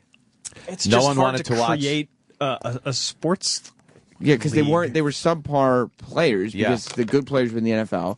Very the rules subpar. didn't make sense. And no one wanted to watch that much football. I mean, it was... Yeah, you just finished. The season was right after the NFL season.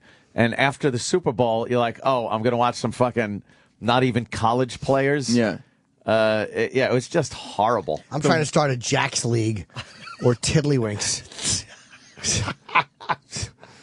Although He Hate Me went on to the NFL. Did he? He Hate Me. Who's that? He was the big star in XFL. They all got he to was have... the name. they got to wear weird things on the back of their jerseys. They didn't necessarily have to put their name on the back of the jersey. They could put, like, weird things. So And He Hate put, Me was... He Hate Me. See, there's certain things when you do that, you think you're being cool and crazy, but you're compromising a weird, consistent integrity in the game. Like, it makes it clownish and people don't like it. Right. Well, they tried to bring some of the aspects of wrestling it's silly. to football. Jesse Ventura was doing play-by-play for the football. Oh, And man. it was like, they worked on Saturday night's main event. He's not a football guy, though.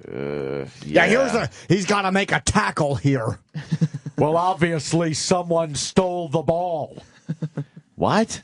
It's a conspiracy. Okay. Jesse, what? It was... but after that first game with the huge ratings... I mean, I was picturing us, well, it's been 20 years. This is our 20th year here at XFL game day. Did you guys think that, if we do well with this XFL thing, they may end up moving us over to Monday Night Raw, and we're going to be on TV regularly. I thought that was, the next big step right there. We were in the middle of it. Really? Were you fucking packing up and moving to Dorktown? No, we were already there. Believe me. No, look, that could have been great. I mean, the crowds were very impressive that showed up. Yes, for that's you guys. the only reason we were there. Because they knew we could fill the fucking place up with people. Mm-hmm. The only reason. I remember after like the third episode or something like that was we got brought up to the office and was like, this Yeah, they're just scrapping the whole thing. The whole pregame? Yeah. It's like, oh. Did they replace you guys? No, they just went with no pregame. Yeah, they eliminated the pregame. Was it doing well in the ratings? No. It was actually the only thing doing worse than the XFL. Yes, Yeah. yes. No one was tuning in for the pregame. No. Before the game, no one tuned in for. I wish Vince McMahon had given you that speech, though. Yeah, and just told you how shitty a job you guys have done. It's ranked number 2 on ESPN's list of biggest flops in sports. What? What's number 1? XFL. Oh, yeah. It's number 1. The pregame itself. Opie and Anthony's pregame show. The pregame show. The USFL? Ryan Leaf. Wow. Is he done? Yeah. What years did he supposedly play? 98, 2001. And then wasn't he the big guy at one point? Well, yeah, he was like... The big draft? Yeah. And what happened? He just didn't work out. It happens all the time. He was a bigger flop than the XFL, though? That's what ESPN said. I don't buy that. Did he get paid? XFL was a giant fucking... I'm sure he got paid. Yeah. Ryan Leaf, what's he doing now? Let's see. Is he out of football for good, you think? Yes, I'm pretty sure. His last comeback was in 2002 with the Cowboys, and they released him. Wow. He was supposed to be like a big thing? Yeah. I didn't know. I remember the name. I don't remember who he was playing for. In 2009, he was indicted on burglary and controlled substance charges. Oh, boy. In 2012, in March, he was arrested on burglary, theft, and drug charges. 4 days later, he was arrested again on burglary, theft, and criminal possession of dangerous drugs. So is he stealing to support a drug habit? Probably, yeah. Didn't he get a big contract or not? In June, he was sentenced to 7 years. Oh my God! Holy shit!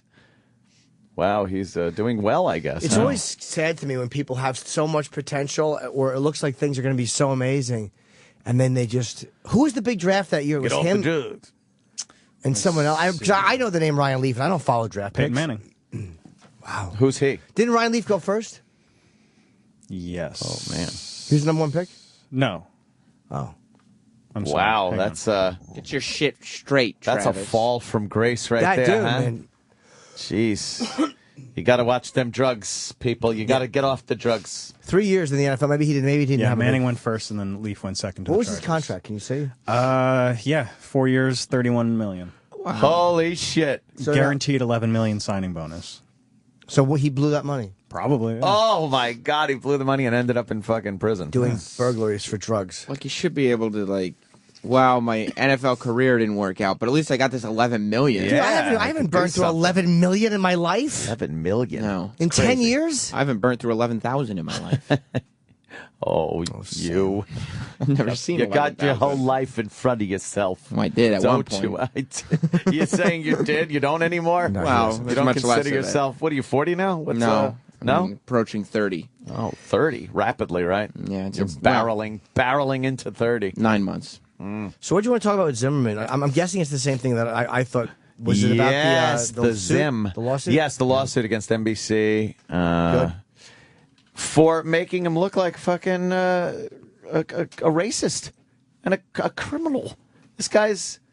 They keep saying justice for Trayvon, for the love of God. How about justice for the case? Like, you want to find out the truth and what happened here. People who are, it's hard to kind of, like, by default, it feels like if you're supporting Zimmerman, and I don't mean you, I mean anybody, it feels like you're against Trayvon, but it's not the case, because he really didn't do anything wrong. He was just an unarmed guy walking home who got... Scroll down on that page. He didn't... No, down, I mean up. And Zimmerman was one of these annoying wannabe cop guys. Look at his nose. Jesus, did he get fucking punched? Yeah. He was one of these annoying wannabe cop guys. Yeah, you think? Yeah, without a doubt. It's Neighborhood Watch. Yeah, but you're supposed to It's his just see job. something, you call the cops. He did. You don't get paid for that. He did. But he was walking around. Like, I'm not saying he deserved to get beat up, but that's what one of those wannabe cop guys does. If you were in the situation where he was seeing somebody walking around that looked exactly like people that robbed the fucking neighborhood, you're gonna keep an eye on him. Sure. You're gonna see what happens until the cops get there. Just keeping an eye on him, not following him, not fucking harassing him. Right. And then Trayvon apparently starts punching him in the fucking face. So, whatever. I don't know. Who knows what happened with that confrontation? Exactly. You don't know. It'll come out in the trial, I guess, as much as can come out through witnesses and stuff and physical evidence. But NBC edited some audio terribly to make it sound like he was a racist. And they're suing. Thank God. Good. And NBC is disputing the accusations. How? They fired the guy that did it. They said there was no intent to portray Mr. Zimmerman unfairly. What lie? Well, you know, whatever. Let someone decide that when they hear the fucking I don't know recordings. how they're going to win that. They're not. They're going to settle. Because anyone that doubts the media bias as far as, like, I was talking to Keith and this comedian named Mike, a black comic from Brooklyn, about this Trayvon thing. Yeah. And about the editing of the fucking... It's like, it's not about black people don't get punished. They get punished. They go to jail. It's not... Of course. But it's the way the fucking press portrays it. Like, why would they do that? What's their motivation behind doing that? Trying to make Zimmerman seem whiter than he is. Trying to make it look like it was purely about he hated blacks. Like, what the fuck was the advantage to that? Viewers, they want people to watch, to be to make it compelling. It's a lot more compelling a story if it's a white guy that killed an unarmed black child unjustly. Yeah. So they want to make and oh, if he's a racist, if we got some evidence that he's a racist. That's exactly it. It's just to get people to watch. So they really are. It's just a self-serving thing by Absolutely. the press. The whole race thing is literally just to boost ratings. Boost ratings because they know it's one of those issues that just fucking people will jump all over it. They're creating the news because then blacks get upset and start to because if they showed all race case and report, like, maybe this guy Zimmerman is racially biased. Like, do I think that he would have followed me or Travis the same way? No, I do not think so. He made a judgment, a stereotype judgment, and he was wrong. He made a wrong judgment, and things got out of hand. So if you show it like every time something happens black on white and you talk about the race, and then you show white on black and talk about it, it loses its effect. Yeah. Because you're talking about it all the time. If you only talk about the white on black, it's still... Because if it's black on white people aren't going to sit outside and fucking protest. Well, that's not going to be... News is not going to cover that. I don't know why there isn't more of an outrage on black on white. Why isn't there more of a fucking outrage? One of the reasons is because the press doesn't report it that way. A fuck of a lot more. Because the press doesn't report it that way. They always report it like the robbery that it's is just the a crime. Like they're just animals who are grabbing for what's theirs. Right. Like they can't seem to think that black people have the same angry or ugly thought process as white people. It's a way of making them less intellectual. Terrible. I mean, we could go right into that other story of that woman on the elevator. She's a fucking 85-year-old woman. She's white. They have a security footage of her going into her lobby. There's a large black gentleman in the lobby, follows her in. And you can tell she's kind of, he's trying to talk to her. She's kind of very leery about the whole thing. But she gets into the elevator. Now, this is the part where I was like, what the fuck? This is what political correctness has done. And I think this ties in to the Zimmerman angle because when he saw Trayvon walking down the street, it's the same line as seeing this guy by the elevator. You look at it, you identify a black guy in a hoodie walking around your neighborhood that has been robbed by black guys in hoodies. You're going to be suspicious. I understand that. And I understand that I stereotype too. So this woman absolutely should not have gotten in that elevator with that black guy standing there. Because she's racist? No. Because you got to play the odds. It's not in her best interest to step into that fucking elevator with that guy right there. Because, let me see, Travis. She should have stayed in the fucking lobby or walked out the front door and found somebody else to assist her. But no, this guy has no business being there. Because her instinct... Oh, you know why? Here's what happens. The guy is sitting in the chair. Right. The woman gets onto the elevator. Right. The guy sees her getting on the elevator. He jumps up, walks towards the elevator, and opens it, and she tries to walk out. Like, so she actually... She did try to walk out. She did try to walk out. She didn't think he was going to get on with her. I can see why she got on because... Oh, man. He sits down. She sat down. Oh, no. Oh. Wait. What the hell happened there? No, maybe she didn't think he was going to follow her on. Right. That must have been somebody else getting in the elevator when he was sitting. Oh, okay. And she sees this guy trying to get on. She tries to get off. Wow. And this fucking animal just pushes her against the thing, leans over, takes her stuff. Takes her shit, took a wedding ring too. Yeah, of course. Which of course she was coming back from a nursing home where her dying husband was. He's on life support. Yeah, on life support. And this savage takes her fucking wedding ring. And she even asked him. I guess it's in the clip. Yeah. Oh, yeah. Let's listen to what she said. She was interviewed. Yvonne Sherwood Demacopoulos returned to the lobby of the West 13th Street apartment where she became the victim of the unthinkable. And so fast that of course, you land there and you're terrified. The absolutely sickening crime was caught on surveillance video. Watch closely as this brute follows Yvonne inside the building late Saturday night. The longtime tenant appeared skeptical of the unknown man from the start, and as they quarreled inside the elevator, he violently pushes her to the ground, her legs flailing in shock. The suspect not only took cash and her purse, but one particular item the unwitting victim, whose husband is on life support, desperately begged to keep. And of course, here's my husband who is dying, and he took my Greek wedding ring. And I asked him, I didn't think he was going to menace me, so I asked him. I said, please give me my wedding ring back. But he didn't and took off. Here's a closer shot of the guy police are looking for. A black male around 35 years old, between 6 feet and 6'3". You can see he was seen wearing a sweatshirt and a brown winter hat. He looked very, very at ease, and he was just waiting for his prey. His prey. Yeah, I mean, there's such a fucking problem there that no one wants to address. And what she should have done, like, here's the thing. Because you get these weird instincts about people, and it's not always right, but a lot of times it is. Like, if there was a big black guy standing there in a suit, or just, a guy looked like Ruben Studdard, you probably wouldn't get that fear if he was just this regular guy. It's a weird thing. That guy looked like a thug. He looked like a fucking problem. Thug. And his energy was probably thug energy. Yes. He probably didn't come off nice, and her instinct probably picked it up immediately, and she didn't listen to herself. People don't listen to their first instincts because they don't want to come off or even think of themselves as having any kind of racial bias. Yep. You gotta fucking think like that. She should have said, I'm waiting for somebody here. Oh, look, a hoodie. Wow, is he there in support of Trayvon wearing a hoodie? It's the fucking uniform of the thug. Yeah. The fucking hoodie is a thug uniform. Yep. Yes, not on you, Travis. On Travis, so no. much. On No. Travis, you look like a fucking lesbian walking through an all-male bar. If you're a black male and you want to walk around with a hoodie on, you're going to be fucking profiled. You're going to be. Sorry. Take it up with all the fucking black males that are ravaging people that are wearing hoodies.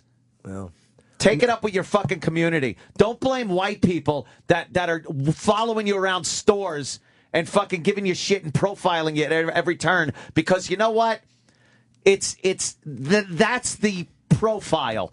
You can't fucking get away from it. How about a hoodie footy? Now, if you have a hoodie footy pajamas, the hoodie footy, they'll profile you as a cutie, as a sweet boy. It's fucking disgusting.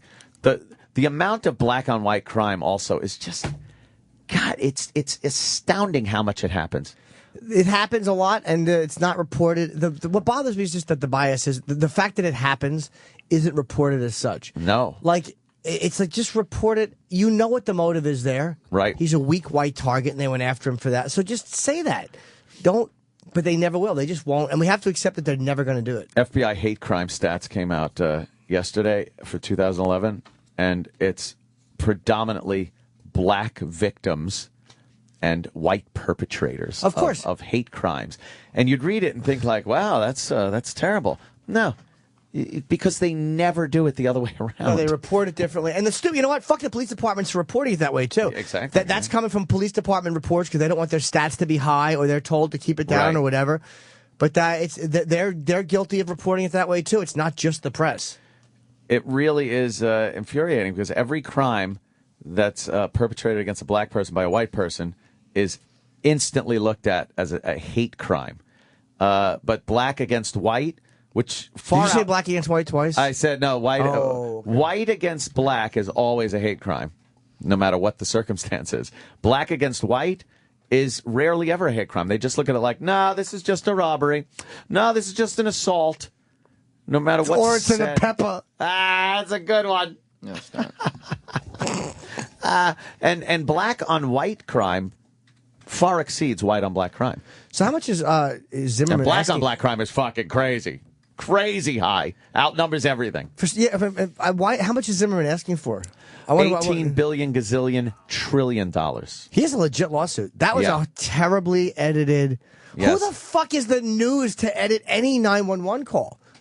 Right? How dare they? Yeah, it's completely inaccurate. God, they're fucking pigs, man. It you can't trust any of them. It twisted around the meaning of that whole 911 call. Yeah, it wasn't like they cut out a couple of minutes of silence while somebody was running or just crazy screaming. They did that with motive. They changed the whole essence of the call. Now they're going to say they didn't, but we have the common understanding of fucking English. Anyone listening to that knows that they changed that meaning. Yes, absolutely. I was very flattered last night on Twitter. I noticed that Zimmerman's brother has a Twitter, and he's always tweeting things in defense of his brother and taking on some of these black activists that are tweeting things about his brother. And I went to follow him and realized he was already following me. Wow. I know. You mean the brother of the wannabe cop who fucking couldn't keep his gun in his pocket? There's a fan. Wow. Doesn't get any better than that, does it? I was flattered. The brother of... He's a celebrity. The brother of fucking Zimmerman. Your brother shot a guy with Skittles. Yes. I was like, wow. He's following me. So I... I guess that's what both of them do then. They just follow people. Get it? Get it? Literally. And thanks. There it is. He's following me. There he is. What is it? R. Zimmerman Jr. Yeah. By the way, Andy Ray raises a great point about how full of shit I am. Because I was saying you shouldn't follow, and he goes, this from the guy following the New York bus for 20 minutes. Oh, right. Look at you. So, yeah, you're right. Oh, I wish the bus driver got out and punched you in the nose. Yeah, because he thought I was trying to bother him. No, I was just following the bus. It had its light on. The light on. I'm an idiot. You're adorable. Yes, I did. It said stolen bus, call police. You are adorable. Boy, did you. I did, but I couldn't believe they weren't sending anybody. You're a fucking rat. You were outraged. Fucking rat. Yes, I was trying to help everybody. You were trying to do your civic duty. Yes, I was putting myself at risk for all of you. Was that what you were doing? Mm-hmm. That's ridiculous. And there was a fucking shooting right in front of our old building. A block away. It was like a fucking mob shoot. It was a black dude.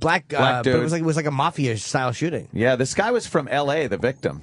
Apparently, he was in New York from L.A., which is weird because that even makes it a little strange. East Coast, West Coast. Something going on. Yeah. He was walking down the street, and this black guy just comes kind of jogging up behind him, pulls a gun out, instantly just shoots him right in the back of the head. That guy drops dead, and then walks a few more steps, hops into a waiting car, and drives off.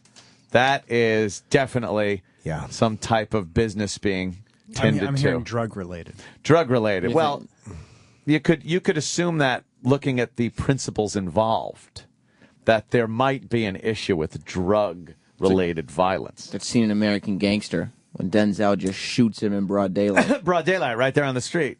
That's what that shit was, yo. Yeah. Yeah. He had a beef. But he got into a car on 57th Street, and they drove down 7th. Well, you better fucking do that at the right time of day. Oh, man. It's fucking 4:30, and the suspect leaped into a car. Police caught them an hour later when they had moved 20 feet. Yeah, they're not even chasing. They're 3 cars apart with the lights going. Woo, woo, woo. Wow, that's a lot of fucking... Is that all blood? Yes. That guy bled out from the head pretty thoroughly. Yeah, I think that's what happens when you get shot in the head. In the head at point blank with a big gun. Imagine walking down the street and then being dead. You didn't even realize that your life was ending. I wonder if he ever saw it coming, yeah. Probably not. Hit him right in the back of the head. You just are alive 1 minute, and then all of a sudden you're dead. I imagine that for you sometimes. Why? Oh, why? Man. Funny. It's not funny. That's something, too, that you just can't defend against. No, how could you? Unless you're just looking around, constantly jumping around. You can't. You could wear those mirrored sunglasses that they put in spy kits with the mirrors on the back. Oh, fucking nice. Like you buy from, like, backs of comic books. Right, and that way you could always watch your back. Fuck that shit. I'm going for some fucking True Lies cigarette pack glasses. We have the cigarette pack with the camera in it, and you put the glasses on, and then you just hold the cigarette pack at your side and look behind you. Then you put it on the sink in the bathroom. You take a piss, and when the guys pull the gun out, you... Gotcha. Pew. Gotcha. Yeah, could do that too. That seems like a specific scenario, though. Oh, hell yeah. Want to take a little break? Yeah, I want to go to the bathroom, and we have a good week. We were supposed to have Snooker today, but I guess his wife's not feeling well, so he's going to be next week. Yeah. And we have Quentin Tarantino on Thursday. Quentin Tarantino. And my new CD comes out today. It was taped in 2007 in Boston. I taped 2 together. It's No Baby for You. I love this set. I was going to release it 2 years ago, but I didn't. So. Oh, silly you, but Jimmy. It's good, and it holds up pretty well. So if you like it, go on iTunes and get it. I hope you do. Quentin's promoting Django. Are you going to see that? I'm seeing that tomorrow night. Django. I want to see that tomorrow. Django. The D's silent. What? Looks great. Never heard of that. I hear the word niggers used 300 times. So Literally 300 times. Wow, it's like you driving home. Oh, boy. Any outrage about that? Not yet. Any outrage? I mean, Roland said 300 times. I mean, that literally means every 30 seconds the word has to be used. All right. I don't know for sure. And? There won't be any, because Jamie Foxx is the star, and that's true. Yeah. Now, but if there's any outrage, he'll just... If you remember, Spike Lee got pissed off at Tarantino for putting that word into Pulp Fiction too much. And Reservoir Dogs. Tarantino doesn't care. No, he doesn't. Yeah, well, and he was referring to a whole storage facility of them. Well, true that. But... that's some of the best dialogue. That's hilarious. Ever. Gentlemen, let's not start sucking each other's dicks quite yet, gentlemen. Like when they are done and everything is cool. We're all going to suck then some dicks. Some dicks are going to get sucked. As Jimmy makes the coffee. That gourmet shit. Yeah, that fucking shit. When Bonnie is goes great. to the store, she buys shit. She buys shit. Jewels. Okay, jewels. We come back, we talk about the radio people. Oh, yes. The Aussies. There's more radio people stuff. The Outback. Get a blooming onion and steak. That guy is the fucking worst. It's so annoying. The Outback commercial accent guy. Yeah, we'll talk about that after these words. I was driving home and I was behind a bus. You know, like the bus has an automatic sign. 911, call police. I call 911. 911, what is the emergency? I'm on 10th Avenue northbound and I'm behind the bus and the sign says call 911. I figured it was a stolen bus. I didn't know what was happening. There could have been hostages. I mean, we all saw that Keanu Reeves movie. I'm on the phone with the 911 and this fucking dummy is, where are you now? I said, I'm northbound on 47th Street on 10th Avenue. Okay, you're on, now where are you now? I said, 48th Street.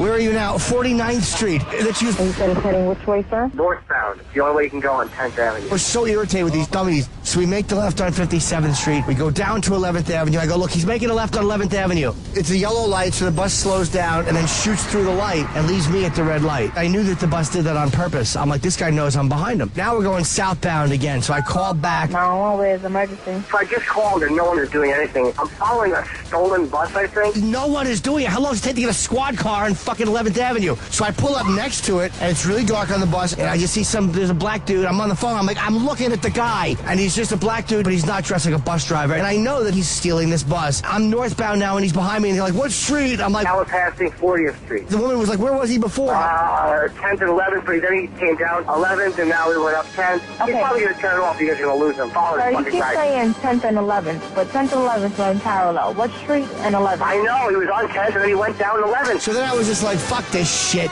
And I drive away, and he pulls away slowly and starts to drive. And I'm like, you know what? Forget it. You know what? Thank you. He just turned it off. He just turned it off. Okay. We lost him, and he probably turned into the bus depot. XM. The Opie and Anthony Show.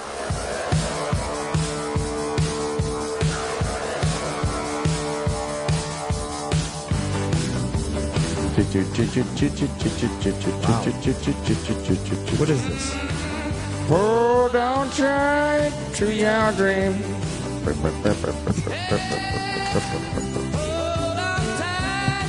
Fucking Pepsi gave Beyonce $50 million deal. 50 mil. Jesus Christ. Righteous bucks. But is there any, is anyone going to drink fucking stupid Pepsi because of Beyonce? Like, are people that dumb? They care what celebrity soda? I guess they never look at it like that. I think it's just like just shove Pepsi in people's faces. Oh, imaging? Okay. Yeah. It does strengthen the brand, probably, to have a giant celebrity. Does it? I mean, it helped Pepsi when Michael Jackson was their guy. Yeah. Britney Spears was the Pepsi girl. Marty McFly. McFly. He liked Pepsi. He always ordered it in the little diner, in the mall shop. And none of it makes Pepsi not suck. I'll have a Pepsi free. You got to pay, pal. Pepsi stinks. Then I'll take a tab. Can't have a tab. No. I like Pepsi. Oh, Diet Pepsi is fucking horrendous. Diet anything stinks. Diet Coke is great soda. No, it's not. In a can, you guys are fucking. It isn't. Coke Zero. I could drink Coke Zero. That's only I just named cannot after drink Coke Zilch. And Diet 7-Up might be passable. Yeah. There's something about a cola that's diet that just doesn't fucking. See, Diet Coke, I prefer to Coke. Coke is too sugary and it makes my mouth dry. Oh, I like my mouth dry. Yeah, I don't like it. But I can't drink regular Coke. It fucking irritates me. Yeah. Yeah. I'll have Diet Dr. Pepper if I'm at my aunt's house or something. Will ya? Why? Yeah. That bitch only have Diet Dr. Pepper? That's right. It tastes more like regular Dr. Pepper. Yeah. I hate your aunt. Are you a pepper? I am a pepper.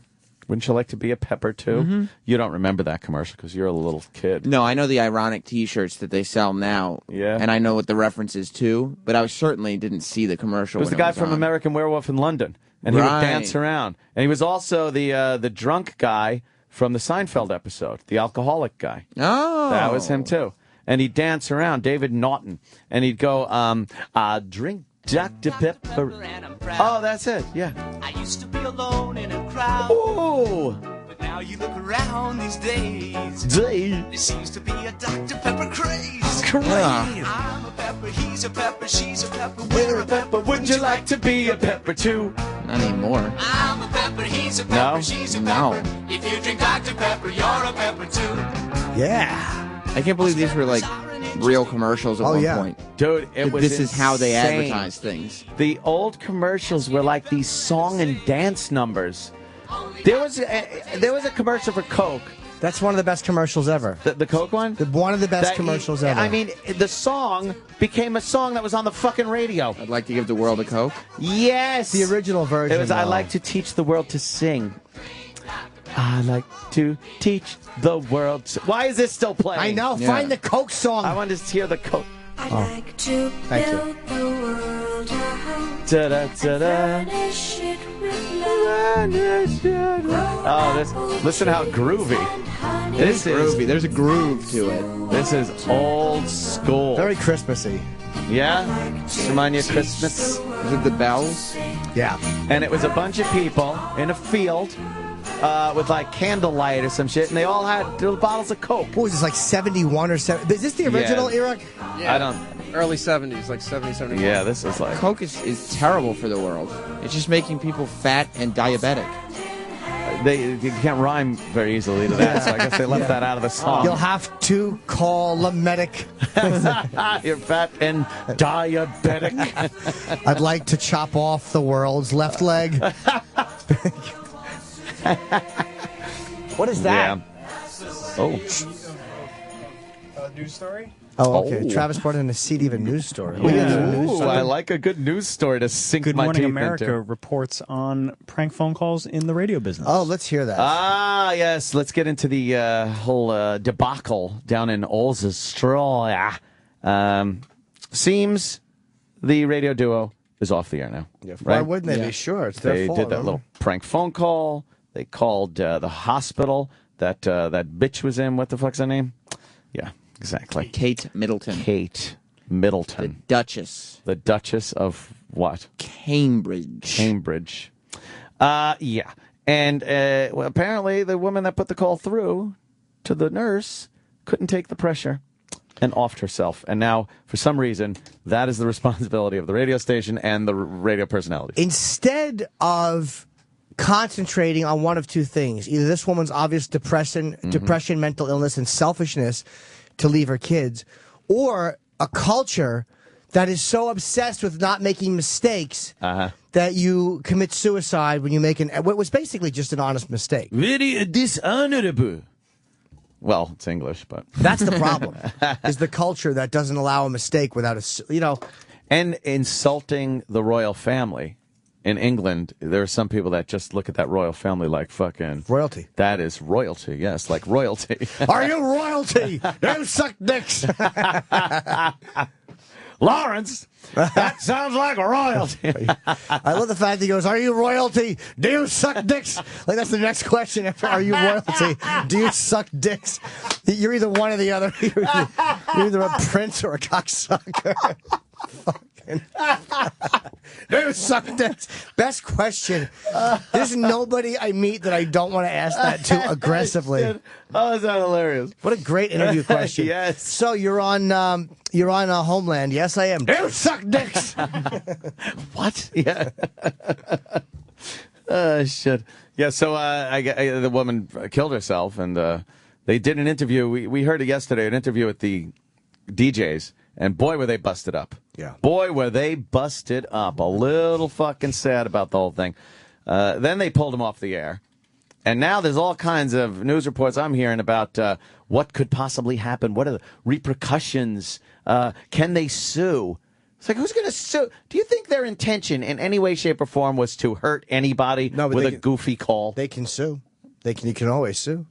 And I heard someone say something about wrongful death. Well, I've heard, I've read that they didn't get the okay to air this. So. Oh, wait a minute. They said they got the okay. Yeah. They said it went through channels. Maybe that's why they were saying that. Oh, maybe. Well, they're saying, we tried to call the hospital 5 times to talk to somebody about airing this, and then for some reason they just aired it anyway. The hospital saying nobody ever called us at all. Or tried to. Oh, so maybe the station is doing damage control, and maybe these guys didn't really. There's one point that was raised by the hospital, because I was like, what the fuck? Why do they care? But they raised, and I wish I could find it before we do this story, because I thought it was a point that made me understand the hospital, at least their point of view. Sorry, guys. She's in hospital. They don't say the hospital. She's in hospital. She's in hospital. He's on holiday. On holiday? What does that even mean? Crazy English. They're saying that... I'm at university. Yes, I'm on holiday. And then you see like a woman singer laying there going, get off me. Yes. They did not contact... The hospital said they did not contact senior management or its press office in advance, despite claims. And they're saying they're extremely surprised by that statement. And they said that, to be honest, no one here is really apportioning blame at the presenters. They are clearly kids out of their depth. But the hospital that made a good point here. They said, but there are serious questions to be asked of station management and about why they thought it appropriate to prank call a hospital where there are extremely sick people and to broadcast what were private medical details about one of its patients. Oh, boy. Like, when you look at it that way, it's like, all right, I understand why the hospital is pissed off. Because that really, even though for us to fuck the royal family, it is private medical details about a patient. Like, all right. Yes. That's actually a good point. Well, the penis is going to be removed tomorrow. Imagine if the hospital was pranking him back. Yes, we're having a black cock tattoo taken off his buttocks.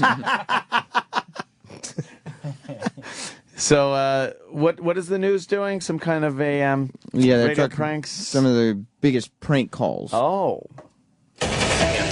Well, back at 7:42 with more on the fallout from that royal hoax by Australian DJs, American shock jocks have been going over the line for years with outrageous stunts pulled live on the air. So does this tragic episode mark the end of their funny biz? ABC's Lindsay Davis has the story. Oh, hello there. Could I please speak to Kate, please, my granddaughter? The Australian DJs who made this prank call have gone radio silent.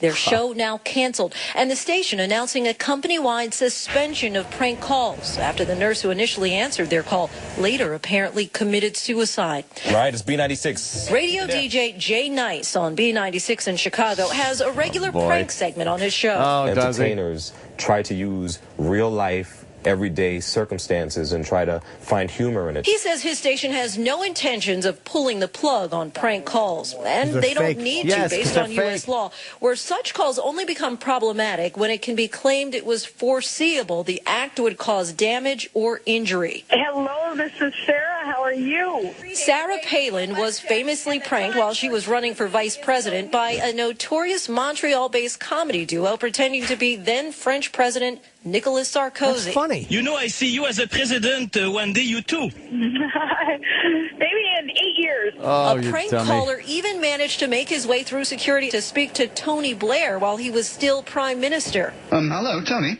Yeah. Hello there, it's William Hague. It's quite a good imitation. But it was no laughing matter in 1998 when Opie and Anthony, DJs from a Boston radio station, were fired for telling listeners on April Fool's Day the mayor had died in a car accident. He was in a horrible car crash today. While the Australian DJ's show has been terminated, it's not clear yet if they will be. She's giving us real information. The same joke they initially laughed at is now the reason for their tears. Lindsay Davis, ABC News, New York. They love it. Oh, what a great piece. Wow, that's a great piece you put together there. Oh, my God. Boston radio duo.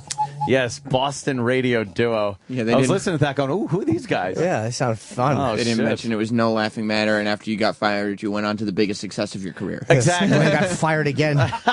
Yes. It was no laughing matter. Why wasn't it? Of course it was. It was ridiculous. Wasn't even an authentic, death. I used to do mean prank calls. Me and my buddy Tyler, I would just call Indian people out of the phone book. Oh, no. But this is way before Star 69. And I would just go the guy, I remember some guy's name was something Patel. And I'll be like, hey, is this Mr. Patel? Yeah. Well, I'm going to get you, boy. I'm going to kill you. Get out of town. He would go, who is this? Who's calling me? I would go, and he would know I had his name from the phone book, so I would say his name. I'm going, we don't need you around here. I'm going to kill you. It was like these things that could get you in so much trouble. Yes. It's horrible. Those are threats based on, race and things. I was really high and drunk one time, and I may have prank called my school and said there was a bomb somewhere. Oh, my God, Jimmy. It's not a prank. That's a bomb threat. That's a bomb threat, yeah. When does a prank become a bomb threat? But I may have said something like, and if you think this is a joke, then start laughing. And hung up while me and my stoned friends were around giggling, and then I heard they evacuated the school. What's the statute of limitation on that? That's like 1985. Yeah, I think you're all right. And by the way, if you think this is a joke, then start laughing. Yeah, I think that was the line. That's what a crazy person would say. No, it doesn't mean anything. Yeah. No. Like instead of acting, laugh. If you think that's a joke, start laughing. I used to call all these fucking... We would go to my buddy Scott's house, and I would get fucked up. And I used to call these nuns that would help wayward runaways, and I would just always talk about being raped. I was getting raped and stuff, and I needed help. But my prank calls weren't clever or funny; they were just disgusting and mean. Yeah. Aw. Hi. Hello. I'm gonna kill you. Click. It's just threats. Yeah, I was just a jerk. You are a jerk. Well, the time I called the bomb threat to the White House from the library. What? I was probably 12, 13 years old from the North Brunswick Public Library. I might not have got through to the White. I think I just called the operator and I told her to put me through to the White House because I was going to bomb it. It's hilarious. I was young. I didn't know it was bad. I thought it'd be a big laugh. Oh, Jimmy, what the hell was your thought process then? I don't know. Weren't even any jokes. You were just calling up and threatening people. Yeah, I wish I could their lives. I wish I could remember all of them. They were not. Can you clever. imagine what the operator thought when a 12-year-old kid is asking to be transferred to the White House? Give me the White House. Come on. Yeah, from the North Brunswick Public Library. Fucking Dork City. I was simple with the prank calls, just call up random numbers, a lot of random. When you didn't have to, there was a time. Let me tell you about a little more about history. Yeah, young Sam.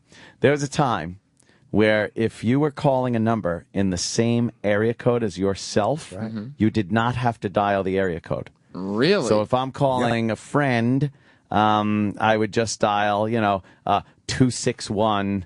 5437, something like that, instead of putting the area code in front. Well, I mean, now it's just you just click the name. Oh, right. Who even has phone numbers anymore? This is true. You just click the name in your phone book. The name in your phone. Right. But you used to have to actually, you didn't have to dial in that. So you could dial random calls very quickly for prank phone calls. You could just dial 7 numbers. Right. You'd use the first 3 from your neighborhood or some friend's neighborhood or something like that nearby, and then you just dial random 4 numbers, and somebody would answer. Yeah, but if you wanted to get creative, then you would look in the phone book because then you'd have the name, and be able to do, like you said, you have his name. Hello, Mrs. Johnson. Why, yes, that's me. Now you could get a little personal. When I was a freshman in college, me and my buddy and I. Oh, you're right. Oh. My buddy and I sat in my dorm room looking up people in the college directory with sitcom last names. Oh, shit. Calling and asking for sitcom characters. That's hilarious. And my phone ran out of battery, so he started using his phone. And then somebody filed a harassment charge against him on his phone because obviously it's like 2002. People have caller ID. Oh, he got in so much trouble. I didn't take any blame. Harassment charges? Yeah, because you can't look up the name Winslow and then call them up with a black woman's voice and say, "You're Harriet. Where's Carl?" That's pretty good. That's a good one. So, yeah, there was no Star 69. People like back then would have to just hope that you stop. Remember heavy breathing? People would call you and just breathe. Fuck you. Yeah. Fuck you. That's so hopeless. They would. The way you just said that, you just have to hope that they stopped calling. Yeah. I really hope this person stops pranking Change your me. number. I'll take it off the hook for a while. I'll take the phone off the hook, and then you do that. You'd have to get past the point where the dial tone, and then we go, beep, beep, beep, beep, beep, beep, beep, and then it would just go silent after a while. But then you couldn't get phone calls from anyone else. No, because there was no call waiting or anything. No. Nothing worse than like trying to call someone in the busy signal. Remember busy signal? That would be like for an hour? Yeah, you have an to hour and a half, and you're like, oh, the guy's mom's on the phone. An emergency breakthrough. You remember emergency breakthroughs? You'd make an Hi, operator. Could you get an emergency breakthrough? You'd call for an emergency breakthrough, and the operator line. would say, so-and-so wants an emergency breakthrough. It's like, who's on the fucking phone that long? With the very beginning of like AOL, you used to call people's house and it'd be busy for hours because they were on the internet. Right. Yeah. 14 I'm not cable. talking about that. No, this is way before Sam. I talking wasn't about alive. Moms used to spend so much time on the phone. People's, like my mom, I know my friends' moms, they were constantly on the phone for hours Just on end. jabbering like broads. Exactly. Fucking jabbering broads, talking about nothing. I knew it was going to be, like, I wasn't going to be able to use, and you weren't able to use the phone. Mm-hmm. Like, if mom was on the phone, you had no contact with your friends, you didn't know what was going on, so it sucked when the phone would ring and my mom would pick it up and be like, hello? Hey, how the hell are you? I'm like, oh, fuck. This is going to be hours for a how the hell are you? And they didn't want anything. It was just a long conversation. They just would talk. Now you only make a phone call if you have the specific purpose to, like, I need you to do something, or, you needed me to do something. Never just for conversation. My friend Richie Jones used to call me every day in 4th grade, except he never wanted anything. What a mo. And I would always be like, okay, I got to go. And he'd be like, why do you have to go? Yeah, like fucking what a needy guy. I just don't want to be on the phone anymore. Oh, he's needy. Yeah. My mom didn't let me go to his house because he lived in a low income, He was from lower stock area, yeah. Yeah. Richie June. I would talk to a couple of my buddies growing up, and you just spent hours on the phone. Like, it wasn't girlfriends, it was just you and your buddy yapping about nothing. Just talk about nothing, school. Falling asleep, chatting. You fell asleep chatting with your guy friends? Just buddies, yeah. He's talking to your friends. Oh, very gay. Is it gay? That's very gay. That is kind of Or gay. just talkative. Falling asleep with your buddy. But it wasn't a love whispering thing. sweet nothings in your ear. No. That's very, very gay. So you're in bed now? Yeah, what are you doing? What are you wearing? Do you wear pajamas or? No, it wasn't. Touch yourself. It wasn't that type of Touch yourself. Can I tell you something, Jim? Yeah. I don't wear anything when I sleep. No, we never had that. I'm naked right now, Jimmy. I'm naked, Jimmy. I'm going to fall asleep. Yeah. Although we're saying, Are you asleep yet? We're saying that Jim is gay for talking to his friends and falling asleep. This is the same guy who was blowing his friends when he was 7. I know, but I'm denying. No, it's not. It's very, very manly. I got in big trouble once with a girlfriend. Oh, Richard? Yes, Richard. Richard Shapinsky. Yeah, I was having a tiff with a girlfriend, and back then especially. Boy, Anthony never got in tiffs with the girlfriends. It was always girlfriend mad, Anthony crying, please stop, and apologizing to really? to You girls. were still in the crying phase. Well, no, I wasn't really crying, but I was very sad. Yeah. I would never really get into it with a girlfriend, like yelling or even Like, I would be like, yes, I'm wrong, please love me. Because you wanted to be liked so bad, you were afraid if you fought back, she wouldn't like you anymore. She was going to fucking ditch me and fuck my friends. Oh, no, that sounds terrible. Which to me was like a fucking sentence worse than death. The old girlfriend fucking your friends thing. So we were discussing this on the phone, and I was laying down on the bed, talking on the phone, and we were having a very in-depth discussion. And the next thing I remember, I woke up to a silent phone like hours later. And I'm like, oh, no.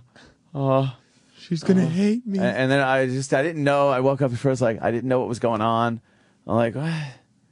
Wait a minute. Was I on the phone or something?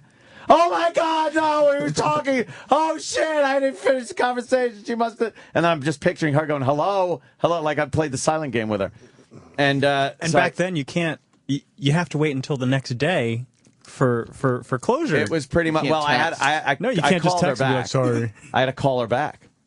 And wasn't it late? It wasn't that late. Oh, okay. But, yeah, So it was what like, happened? it was like 8 o'clock. She was so mad.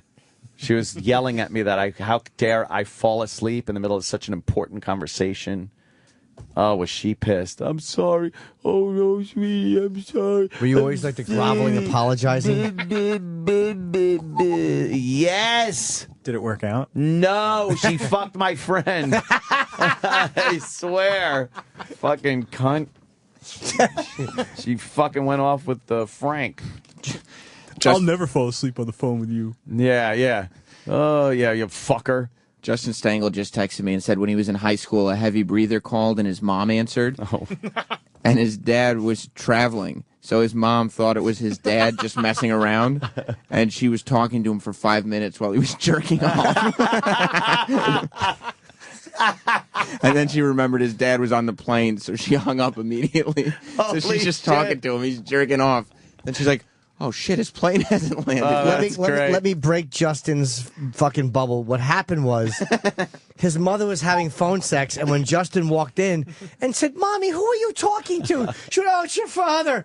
She built that excuse. Yes. What she was doing was she probably was standing by the counter, and she had a fucking roller, and as she was talking, she was probably grinding her cunt into the roller. Oh, my God. No, I mean with pants on. No, all due respect. I love Justin. But she was probably grinding her crotch, I should say, into the end of the fucking, what do you call, is that what you call it, the roller? The rolling pin. I bet you she was just grinding her fucking clit and groin, talking to this stranger. Because her favorite book was A Stranger Calls Me. Yeah. She would read it, and she had it dog-eared for all the sexy parts. Ooh, I'm reading A Stranger Calls Me. And then she would rub kitchen utensils on herself? On her vagina, yeah. You think they use the rolling pin, women? Yeah, or the ice cream scooper. Like, if she was at the table, she would probably use the bottom side of the ice cream scooper over her slacks. I didn't While know the Stangles were eating soup. I'm sorry, Justin. The whole Stengel family. Yeah, they had no idea. Like, where's the ice cream scooper? And then Mom would sheepishly pull it out from under the table. We want dessert. Yeah. I bet a woman wearing tight pants with like a nice whisk. You take the whisk and just in your lap, like you're whisking eggs to scramble them. Whipping up some butter. Yes. And you hand it to your boy, and he licks the beaters. Licks the egg beaters. There's a fucking hair on it. And leg sweat. Like a thick meringue. Ooh, that's wonderful. Yeah, you never want to think about your mom talking a guy through a jerk. No. She was fucking talking a guy through a jerk. Guy's jacking off. Oh, no. Yeah, anything. It was very difficult to get a good jerk in when you lived at home like that. Not just because it was hard to get time alone, but you never wanted to equate what you were doing with the rest of your family, you know? Like, 'cause there's always like, oh, Mom's got to do my laundry, so, you know, where's the jizz going? It's going in the sheet or somewhere. I don't know. Or you're jerking off in your room and, like, she's got to go in there and clean. It's just a weird situation with that. And then I used to steal her Cosmo magazines. I used to steal her Cosmo to jack off to it. They had Cosmo Tells All in the back, and it was always a nude shot. Really? Yeah, some nude picture. Some of them were kind of like blurry, but other ones were like, yeah, it's a nude shot. Do you miss the days when you could just jerk off to a naked lady in Cosmo. Oh my God! How nice was that? Yes, we were so less desensitized back then. Oh, you could just fucking anything would fucking stiff as a board right there. Any picture, even reading Penthouse Forum. You're just reading Penthouse Forum, imagining it in your mind. Now you need fucking 3 people, a donkey. Yeah. Kinds of shit going on. It's terrible. When I used to steal magazines, whether it was We or Penthouse, Playboy was always corny. But I would steal them out of the fucking machine, the vending machine. We was good. But a good ass shot would make me fucking crazy. I could come to that in a second. Yes. And then now you just get older and you get jaded and it doesn't do it anymore. You just seen so much shit. To jack off to something, boy, do you need a virtual 3-ring circus of porno going on. It's not exactly a treat to find something now. No, you got easy. You got a fucking computer keyboard set up like Emerson, Lake and Palmer all around you. You're fucking working the mouse, the fucking touchpad, you dick. You're just trying to find something. No, I'm going to come to that. Wait, no, I'll get something better. I know there's something better just around the corner. 5 hours later, you're still edging. Yeah. Penthouse Forum just looks like a blog now. Like you can just read look at that. everything. It's hard to, no one's going to go out and buy that when there's so much online. Penthouse Forum, George. You can go to like these big sites now. That are these super sites of stories. I'll take the sites. Yeah. Meanwhile, I'm trying to jerk off, but I forgot I got the soup. And I'm just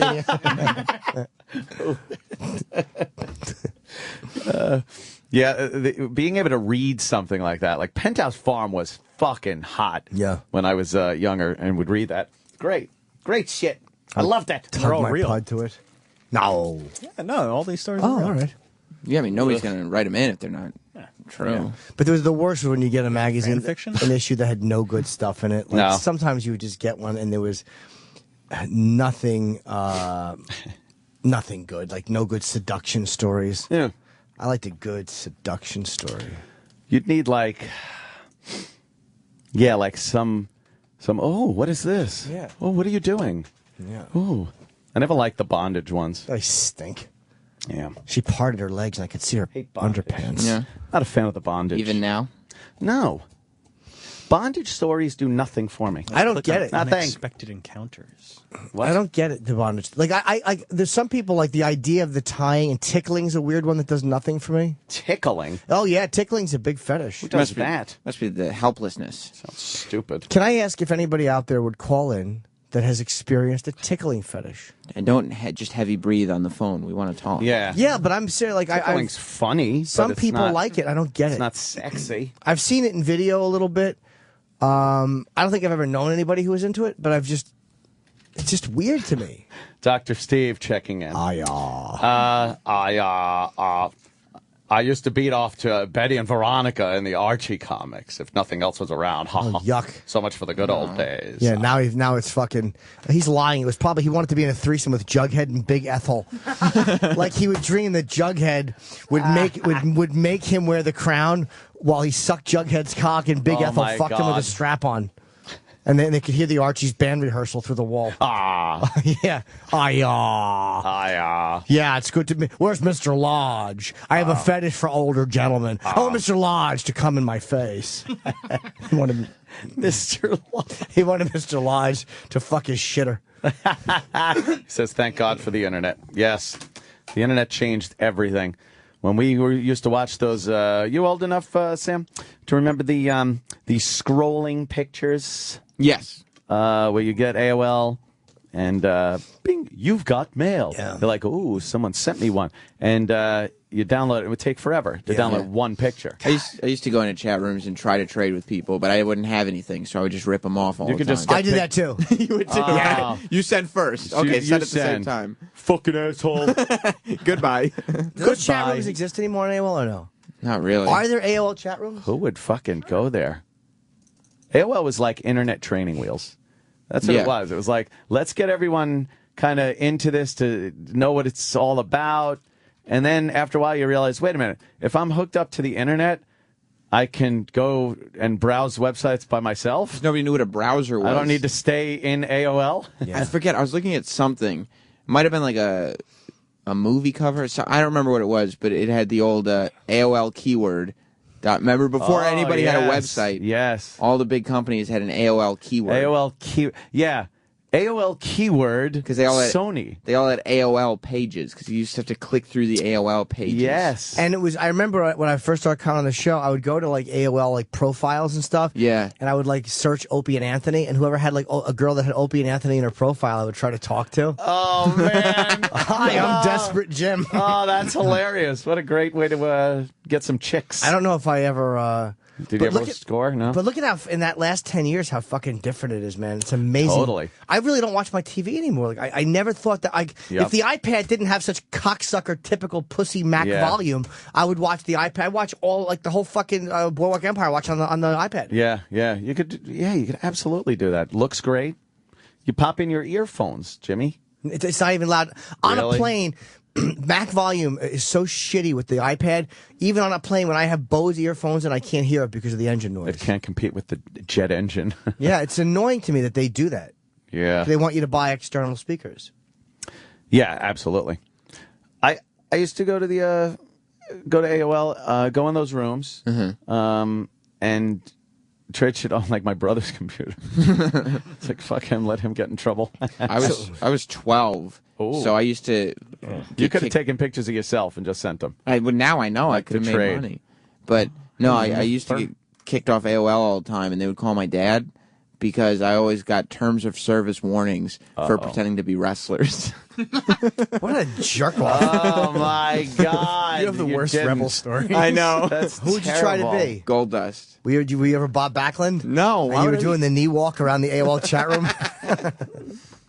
No, I pretend I was Goldust. What would you do? Because my screen name was GDust1, and my profile, I filled out my profile, and it said like name Dustin, and I filled it out with like just things that alluding to me being Goldust. God. How did they find out? Though? Well, the minute that you say that you are him, somebody can just copy the conversation and send it to terms of service. Why would they do that though? Who cares? I always got busted. It's a bunch of rats running around there, huh? And they would actually call, huh? Yeah. I got kicked off AOL twice. I think I had 2 strikes. Wow. Because they're pretending to be Goldust. Not for downloading porn. No. What would you say is Goldust, though? I would keep answering things like, they'd be like, are you really Goldust? Maybe. Why do you ask? Oh, God. And then eventually I'd be like, yes, I am. Yeah, I am. Do you really hate Razor Ramon? Yeah, I can't stand the guy and blah, blah, blah. Are you really Sam gay? got off I to am. this? Blah, blah, blah. Yeah, I'm gay. I'm the gayest. Sam's an idiot. It's embarrassing. So what are you looking at chat rooms? There were the rooms that used to just say, like, GIFs, and you'd go in there. And, Oh, yeah. You know, that's where you traded. Yeah, you can still do chat rooms. You got to download AIM, and I guess people are still on AIM. And then when I have AIM. That's crazy. I'm sure I have one too. I mean, I would have to remember my. I don't really use it, but I have it. Are people still on AOL? I have an AOL account. I still have Yellow Treats, but I don't use it anymore. Because I have some emails from years ago that I saved, but I got to go back to. I'm going to dump my AOL, I think. Yeah. Yeah, they're cocksuckers. I got hacked, and they wouldn't help me unhack until I paid for the service because I was getting it for free. They're such scumbags. What? AOL are scumbags. I'm really glad they're taking a beating. Isn't it free now? I mean, obviously you'd pay for it. It has to be. They're not doing anything. No, there's no reason to. I remember people like, wait a minute, what do you want, AOL? I go, no, I just have I have Roadrunner service, you know, high speed internet. It's hooked up all the time. You don't even have to dial up. What? But how do you like see stuff without AOL? I go, no, you just got to pop open a browser. You pop open Netscape. Oh, what? Netscape, and it's great. What? But then where does it go? How do you get your mail? What do you do? It was weird when you left the fucking AOL compound. Well, then you had to get like Hotmail or Yahoo Mail. Yes. I had Excite Mail. I got Yahoo. Is Hotmail still used? It is, right? Yeah, a lot of people still use Hotmail. Is for it some still reason. big? Yeah. Gmail's big though. Gmail's the best. Gmail's, yeah. It's the biggest. Yeah, you're still. It is. I'm Yahoo, and I'm also me. Oh yeah. A lot of people have me. You know, What's like that mean? For Mac? Mac, yeah. I will never use iCloud. But now it's iCloud. Now it's at iCloud. They're instead of fucking at me. horrible. What was the last one before this that they did that was automatic syncing? It was like 2 or 3 years ago. Yes. What was I would it lose called? phone numbers all the time. It would wipe out like a month's worth of phone numbers. I fucking hated it. Yeah, it was the cloud. It would sync 3 and 4 times the same numbers. It was so enraging. Hi something. iLife? Was it No. iLife? No, but I'll never use them again. People can hack your text messages. If you program it for your text messages to be saved through iCloud, people can hack that. So stupid. I know with backing up shit, it's pretty fucking easy. I back it up. I know, because you got a new phone, and it just pulls the shit off of the cloud. Yeah. It comes from the cloud. You don't need it. I just back it up through iTunes. You don't have to plug in anything. You know what I don't like about that I can never figure out? You plug some shit in, you want to sync something, you want to back up your phone, and then it's like, all this will be erased. All this, if you continue at sync, this will be gone. I'm like, I don't want anything to be gone. I hate calendar conflicts. Yes. Oh, no, stop it. I did that inadvertently. I never know what fucking calendar conflicts are, which one I should side with. Do you want to resolve this now? No, some other day. I'll have a big calendar conflict party and have my friends over. Certain contacts I have, it's listed 4 times. Ah, Jesus Christ. You sync it up. It's like, and it asks you if you want to, like, erase stuff. It's like, it'll be eliminated from this computer if you sync with this. It's like, why can't I just don't give me any warnings that I'm going to lose some shit. Yeah. But that's their idea of sync is like it replaces everything. Yeah. You can't just be like, I just want what's on there on here. Right. And then with everything else. Yeah. I want everything. Right. No. Exactly. There's some, I don't know. I got some ideas. You do? Yeah. About what? Some ideas. J'ai une idée. Like apps and stuff. I remember that from French when I took French and fucking thing. J'ai une idée. What's your idea? Like, or I have an idea or something. Oh. It was when I had summer school for French. We had to do like a little play. Yeah. Maman, Jacques va insulter. Mom, Jacques insulted me. Oh. Maman. Sorry, guys. Jacques insulted me? I take the bus to summer school for French. You took summer school? For high school French. For high school French, you had to go to summer school? So I could graduate or I could get out. Yeah, or so I could move on to the next grade. I graduated in summer school. Oh. No, I didn't graduate. It was just to get the senior year. Maman, Jacques m'a insulté. Wow. Sorry. You got a good inflection there, too. Thank you. It's that must sound horrific to a French person. I'm sorry. What were you saying? I just for like certain apps. I was looking for one. You ever texting and sometimes you inadvertently text the wrong person, something like that? Yeah. Isn't there a button that you could do like that will have say like, are you sure you want to send this text? And you could program it to various like contacts. I'm sure there will be. It should be that, right? So that way you type the text in and then you hit the button. And then, if maybe your girlfriend or something, you don't want to fucking, send something inadvertently to her. I once sent a text that said, "Good morning, sweetie," to one of the publicists at WWE. Uh-huh. It was meant for Jess. But how did you do that? I've done that a couple of times, but considering the odds of doing that are so astronomically low. I don't know. I've sent, "How are you doing, sweetie?" to Ange. And Ange is like, well, not too bad. I'm here at your house. Didn't you send Than a text like years ago? Yeah, That was meant for. I think I was sexting Than. Yeah. Oh my God, I did do that. Yeah. To Bob Saget. No way. It's one. Did you misread faggot and you were going to send it to me? Yeah, I thought it was you. No, I was. Dude, and Saget told the story in Montreal this year when he brought me on. I was sending to the girl, and she would massage me, and I would go like, I really could use a hand, which was meaning she was going to come over, and she had a fat pussy. She was sexy, and she was going to jerk me off. Oh, man. But that was our weird little code Saget word. would have done that too, though. But he probably would have. But I sent it to Bob Saget, and I'm like, oh, God, I meant that for a girl. Oh, what did he say? He laughed. He must have thought it was hilarious. That's one of his favorite stories. Yeah. It all depends on who gets it. But let's say you got your girlfriend or you got a multitude of like 3 chicks or something in your phone. You program the app or whatever it is to those 3 names. So not everybody, you don't have to verify for everybody, but just those names. Are you sure you want to send this to Sam 5087? It's like, yeah, and it gives you a heads up, and then you can hit yes. There is an app for that, actually. I've never seen it. I'm creating it. Well, it'd be a great one. But, no, I looked, believe me. There's Ask to Send, but that's on jailbroken phones. Yeah, that's what I'm reading. Yeah. I mean, why don't they have that? Great idea. Someone companies like PayPal have it. Like when I send money through the PayPal app, it'll say like, "Are you sure you want to send?" Yes. And I will say, "Yes, I am." Why would you ask me that? What are you PayPaling? That's crazy. My wife. Oh, Sweet. Why? Because I would do it for free if you. She's your wife, Travis. Do you know how much I'd love that marriage if she charged him every time? That'd be great. I would have so much respect for both of you. That'd be great. Charge him. PayPal's great, though. Yeah, it is. You get a PayPal like debit card, and it really has come a long way as far as paying for shit. I don't use it for my bank account though. Like you have to set that up. But the way I use it is through a credit card. So I have a statement every month and I know exactly what I send out. Right. I use it rarely, like online banking, but I hate Bank of America so much. Like I try to use other methods. I just bored myself. Bank of America. Yes, I understand.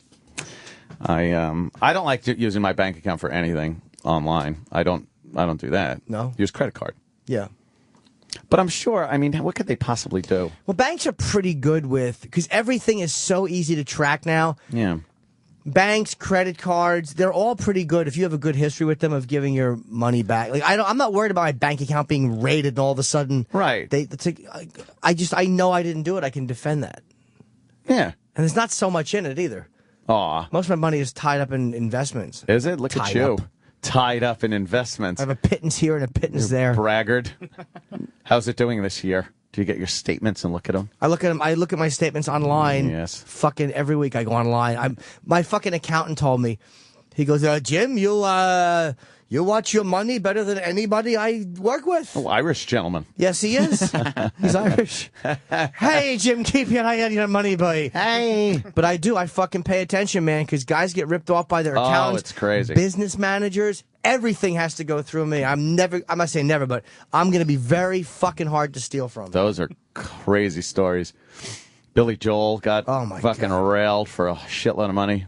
By his brother-in-law, right? We know the Dane Cook story. Yeah, but Dane's guy was stealing physically, I think. Was it? Like cash? Yeah. Like fucking taking big stacks of money. And forgeries, I think. Like, that's stuff that's hard to avoid. Wow. Because if somebody's forging shit, but you never give anybody else access like that. Yeah. Never. No. Everything. And no one has any power of... They have power of attorney on one account, but I have to sign up for them to pull taxes out. But I have to approve it every time they do it. And they'll say, is it okay to do it for this? And it's just easier. Yeah, I always get that thing. You got to sign this sheet so we can do this. I'm like, oh, okay, But it's like every few months I get one of those sheets. But it's better than just giving them carte blanche to stamp your name on shit, No way. You never want that. But I think being a radio guy or being a comic, it's like you don't deal as much with residuals. Like musicians get so ripped off because they make so much money and then they have foreign distribution. And hey, your thing was used in a commercial here and they sampled it here. There's like so many publishing rights and there's so many ways to get ripped off for these guys. Yeah, so many ways to steal this. Because it's hard to keep an eye on everything. Yeah, you got to have somebody you really... Like, I trust the guys that, like, Kenny, I trust implicitly. He doesn't do that stuff for me, but I trust... Too stupid to steal. No, boy, Kenny could be fucking everybody. Watch someday they arrest Kenny and he's got just a pile of gold from everybody. But Kenny, I trust with money. I think Kenny is very honest because he worked with Dice and he handled a lot more cash than I'll ever have, and he's an honest guy. Kenny's not a thief. Yeah. I trust Jonathan and Pete with my money. Bob even I trust financially. I don't think Bob's a thief. Oh, yeah. Because he's dealing with Opie and Anthony money, so he would probably steal from them first because they make so much more. I've dealt with Bob for so many years. It would be a great surprise. Let's just say if he was pulling any shenanigans, and Barry, our accountant, also. And I get the statements too. Yeah, I look at them. Through them. Oh, look at that! We're doing a financial break. It's good. This is our financial break. Well, what are the futures looking like this morning? What are the Dow futures? Well, I want to know what oranges are going to be like this year. Oh. So I'm doing a secret deal in a garage. Trading places. The orange crop. Yes. How ridiculous is that storyline? Oh, Mr. Beeks. Oh, that's it, Mr. Beeks. Clarence Beeks. Clarence Beeks. I have to tinkle. I would take a little break. I like to call it a break-a-rooney. Oh, that's fucking cool. It's hilarious, right? Fuck yeah. And anything a Rooney is good. I know. And we'll be right back a Rooney. Sirius XM. This is the Opie and Anthony Show. Blah, blah, blah, blah, blah, blah. Blah, blah, blah, blah, blah. Right. All the way across town. Yeah. Green Day's so fucking cutting edge punk. Great stuff. You realize bands that were really big in the 90s and even into the 2000s kind of dropping off really quickly. Not too much longevity into that new part of the thousands. No. Now it's all about all these bands. I don't even know who they are. I look at the MTV. I'm like, who are these bands on the MTV? There are no bands on the MTV. Yes, there are. They play them in fucking 20-second clips at the end of their programming. In the credits? In the credits. They play their bands. It's always some dumb-looking hipster chick and some guy with a big beard playing some music I could give a shit about. You don't like a lot of the new music? I don't like the new music. I like the Gangnam Style. I like that too. The Gangnam Style. Gangnam Style. Oh. Is everyone officially totally fucking sick of this song? Yes. Fuck no. What? Oh my God. I'm doing my own version of it. What are you doing, Chip? Chippy style. Chippy style? What's the gimmick? Do you dance around like the girls in this? Just like that, yeah. That didn't look like yeah, could be very sexy. Sexy Satan. What? What is it, like a metal version? Fuck yeah. Oh, wow. Do it chippy style. That sounds great. Oh, you must be worried about offending people. I don't give a fuck. Wow. No, he don't give a fuck. Chip don't care. Wow. Chip don't give Do you think that'll be a hit? No. Of course not. He don't give a shit. Not even as a parody. We need a girl in here. We have not had a fucking girl in this studio in how long? Oh. When's the last time we had a fucking chick in here? We need a chicken. Sick of male energy. Oh, a chick in here. Oh, I thought it was a chicken. Like a month or two ago? Who? A month or two. We had those 3 Playboy girls. Yeah, but... I think Roland's working on some girls for next week, actually. Like right now. Right now? Grab some broad off the street. No, but we just literally have no fucking sexy energy in here ever. You mean you want like a regular girl? But it can't, or An fucking irregular girl? any chick. How about anything with a vagina? We never have that. If you want to look back at the old days on 08 photos, there's a gallery with Jimmy and Gina Lynn and a few other girls who wanted to be lesbians for the day. I remember that. That was I didn't know that was Gina Lynn. Where I'm sniffing her ass. There's that great picture of me sniffing. Oh, It's yeah, right yeah. in there. I put the gallery God, I up remember last that night. sniff. Yeah. You making that face? The sniffy face. Sniffy face. Yeah, I didn't realize that was 2000, man. Gina Lynn has been around for a while. Man. Wanted to fuck her for 12 years. I've been striking out. Wow. I know, it was so long ago. I wish I wasn't in a relationship at the... Like, you don't want to interview porn stars all the time because it gets annoying and it gets... Well, but yeah. once in a while, how about it? I wouldn't even... Oh, there go the curtains. Like, you're not even showing anything. Oh, whatever. Oh, God, Sal. It's because Sal's offended. Yeah, yucky. Yeah, Sal personally doesn't like looking at girls. Whenever he sees a pussy, he just yells, "Where is it?" What's going on there? Look at this. Oh, my God. Looking at pictures of just nude chicks. So immature. Look at that. Wow, 4 asses lined up in thongs. Oh, that's great. We're just looking at old 2000 pictures from NEW. Yeah. Oh, they're showing look their at that. pussies. Who's this one? Tits. God, I like vaginas. Oh, it's amazing. I don't see enough of them. You know the longest since I've seen a vagina in person? Really? Yes. How long, Jimmy? While. Really? Yes. Oh, God. Who's showing me? Fucking nobody is showing me their vagina. Don't you, like, go out on dates or something? Do I? No. If I go out to eat, nothing happens. Not even a kiss. Really? No. You don't get them back to your pad? Oh, God, just a string of fucking duds. Really? Oh, I should be the mayor of Dud City. Of Strikeout City. Dud City? What do you think you're doing cannot wrong? find anyone interested in me. Literally, it's been strikeout after strikeout after strikeout. They're going out with you. That's like, at least means something. Nah, but I mean, like, I meet people weird, man. I can't find just a regular girl to go out who I kind of want to. Everyone I meet has a boyfriend or a fucking cunty husband. This is why you don't even fucking deal with them. You dummies in your 30s. That's why I don't like you, because you're all taken. You throw them to the wayside and don't even return their fucking calls. Or anything. I don't know where to go to meet him. Wow, she's pretty. There's some pretty girls there. I remember those. Those 4 are hot. Look at those asses lined up. Yeah, I used to always be the one, because you and Opie were in relationships, so I'd be the one that got the lap dances and stuff. God, yes. I loved it. I loved that Open Atlas fucking couldn't do anything, and I would just get my cock rubbed on. I should have just been fucking everything. Yeah, you kind of should have been. Doing. Look at that fucking nice big vag hanging down. So, yeah, we need some sexy energy in here. Like every time a chick comes in, we don't have to beat them up and challenge them. Why don't we just talk to a fucking chick when she comes in? I love just like talking to pretty girls. Yeah. Next week. I get all smitten. You did get to see Stalker Patty's vagina a couple Oh, of yeah. That was 2 weeks ago. What are you complaining about? Look at the second one in from the left, dude, with the dark hair. Yeah. Wow. She probably doesn't look that good anymore, though. Oh, you don't think so? 12 years later? Those big tits hanging down. Years. Those look real. And then who's that third one in? Is that Gina Lind? No, that's... Oh, Gina's on the end. Who is she? She looks familiar. Yeah, Gina looked good, Is it the too. blonde? Yeah. You called her Hot Wax Shannon? Oh, I remember the name. Oh, right. What were their other names, Z-Rock? What were their names? There were no other names. For Becca those Tetley. Becca? Yes. Helen Myrtlechusk. You love the name Helen. Helen Myrtlechusk. It's a terrible. How do you say that? Imagine that. It has a couple letters with the double dots over them. What are the double dots called? The Jew haters. Yes. Yeah, Helen Myrtlechusk is dancing tonight.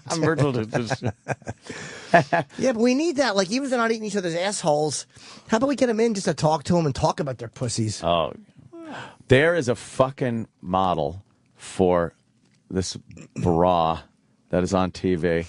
She's the hottest fucking thing in the world. She in tomorrow? Her name is Nina. Let's see. Pinta Santa Maria? Oh. Yes, Nina Pinta Santa Maria. Just put Nina model, whatever. So ship. What's her name? Oh. Blackwell? Nina. No. Nina. No. No, not Nina Beardsley. No. Nina 99 Love Belongs. No. Nina Beardsley. Nina Beardsley. No. Won't you model my bra? That could be her. What's her name? Yes. Put her name in fucking Google images. What am I, Sam? I know what Yes. You don't know what you're Sam. You're taking forever over there. Apparently, That's you are. true. Look at this fucking. Now go down and I don't know. Find some fucking picture of her full body. Look at this chick, dude. Look at her. Yeah, she's fucking pretty, man. I wouldn't mind smooching with her. Oh my god. I'd kiss her. Let me see the top left one. The left one with her long neck. She's a long. My god. She's a nice kissable neck. Like I would want to go out with Nina, go to dinner or something. Yeah, right there. right? No, one below that. What's her name? Nina.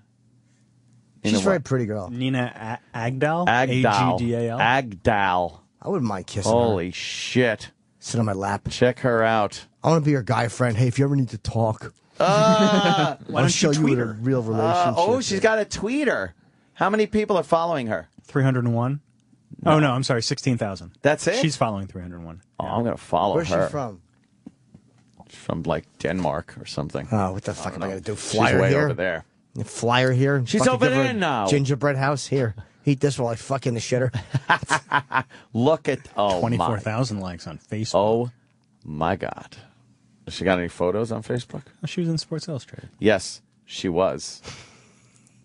What? She did quite a job. Jim Norton quotes on Twitter this guy who has an awful apnea picture of me as the thing, and his name is Jim Norton. Quote. He makes the quotes make me laugh because they're so just terrible, and his hashtags are funny. He's good. What? Oh, it's just stupid.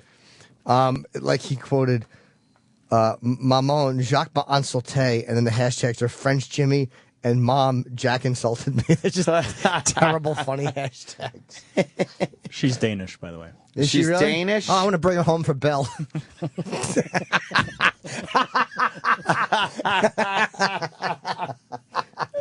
Shit. Oh, that bitch. Yeah, you got the old ice pick in the head. Yeah. What's that? Have you seen the Twitter account Modern Seinfeld? I I Seinfeld wanted it today or something. Yeah, I wanted it to be better than it was. So did I. But there's a couple. There were a couple. There are of some funny good ones. Things. It's if the Seinfeld world there was still going on. What situations would they get in using modern technology like cell phones and and whatnot and stuff? What years was Seinfeld on? Like 90 to 99 or 2000 or It was 2001? pretty much 90 to 2001. 2000. 90 to 98. 98? Last episode was 98. Wow. I thought it was on more than that. And there was no fucking internet like in the beginning of that show. No. I was watching. Oh yeah, I think I told you this story. I was watching a comedian named John Mulaney, who's very funny. Yeah. And he does a really funny bit about getting spam email. And I was watching his act, and as I'm just watching him, all the terms like spam, link, download, like these things. Like I said to him, like if you this 10 years ago, nothing you just said would make sense. Like it was really amazing to me. It would be alien language. Yeah, like and a certain word like click and link existed as other things, but like fucking download or fucking email, like all these weird words that you never. Yeah. I remember Florentine doing a joke. When, like, you know, when email was in the late 90s, no, I don't have email. The girl goes, email me. I go, how about I F-mail you? Fuck you. But like that, he was like, you know, kind of like fuck email and right, sick of hearing about it. But God, like it was going to be a fad. But you can't comprehend life without it now. Some of these are really funny. What? There are a few funny ones. Some of the, I don't know, Jim probably wouldn't appreciate them because I can picture. If you're a Seinfeld fan, then you can. Modern Seinfeld. Yeah. Which one? Elaine tries to learn the Gangnam Style dance. George gets creative on his LinkedIn profile. See, come on. They couldn't do that because it wasn't out. It's crazy. Would Elaine George's do that? parents claim their house was destroyed by Sandy and move in with George. He discovers their house is fine and Sandy is a loud neighbor. See? Look at that. Jerry breaks up with his girlfriend because she Instagrams everything she eats. That's funny. I would watch that episode. That's something Jerry would break up with a girl for. Jerry would break up with a girl for that. I got one. What do you got? How about their fucking Kramer slides in, but he slides into like a 2010 car or something. Yeah, I don't really get it. Culturally, it doesn't add anything new. 2010 car. Banya steals jokes from Jerry's tweets. George lies on Foursquare to avoid his parents. Kramer leads the less popular Coney 2013 campaign. That's perfect. That's funny. That's good. Got them all doing something they would do with modern technology. Fucking, how about one time Jerry's emailing somebody and he writes, who are these people? But he sends it to the people he's trying to talk about. Oh, shit. Jerry. It's good. It's crazy. He would do that. I'm huge. Yeah. I thought that was pretty funny. Pretty funny goddamn Twitter site. Yeah. But then I think he's running out already, which is kind of what happens with these things. That's why you don't even bother following. Do you still follow shit my dad says? Oh yeah. Is that still how long? Is it? Yeah. How long was that show on? That Shatner season? One season. Are you sure it was a full season? No, it wasn't even a full season. Was it terrible? 3.1 million followers. How many? 3.1 million. Oh, the people still. Is it still a funny? There's literally a handful of episodes of the TV show. I'm talking about the Twitter. Yeah. So He tweets maybe once a month, maybe. Oh, is it down from what it used to? Yeah. What's the last one? I like babies. Just saying they live outside a host body and feed off it. That's a parasite. Yes, I could raise a tapeworm and love it. Oh. Boom. TV show. But that was one of the boom TV show. That was one of the first novelty Twitter accounts. Yeah. I want to start one. Stuff my dad says. Hey, get the salt. Fucking, and just really non-interesting things. Hey, doors open. That's my new thing. Stuff my dad says. That'd work. Yeah. Hey, get the rolling pin. What are you talking about? Yeah. Hey, my hat's got rain on it. Fucking just awful.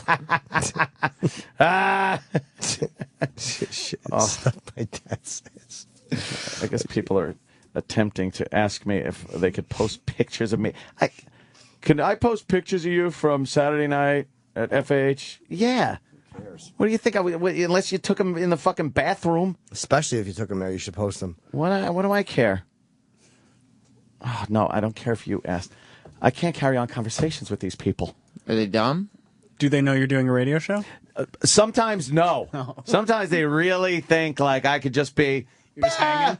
Let me just hang out and talk. Just gonna have a little conversation.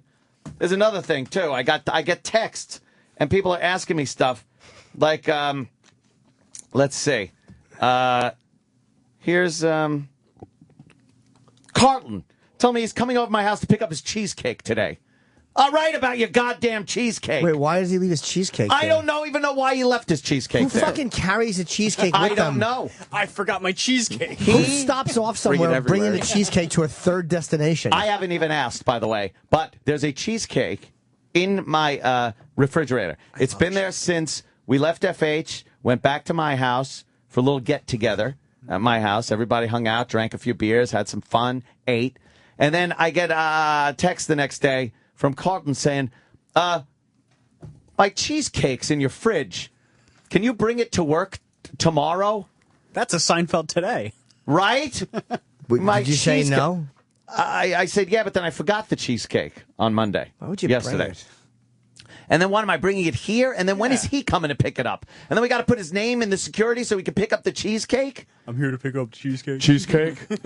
Cheesecake? Can I tell you, if that was my house, when he got his cheesecake, he would go, why is there a helmet print in my cheesecake?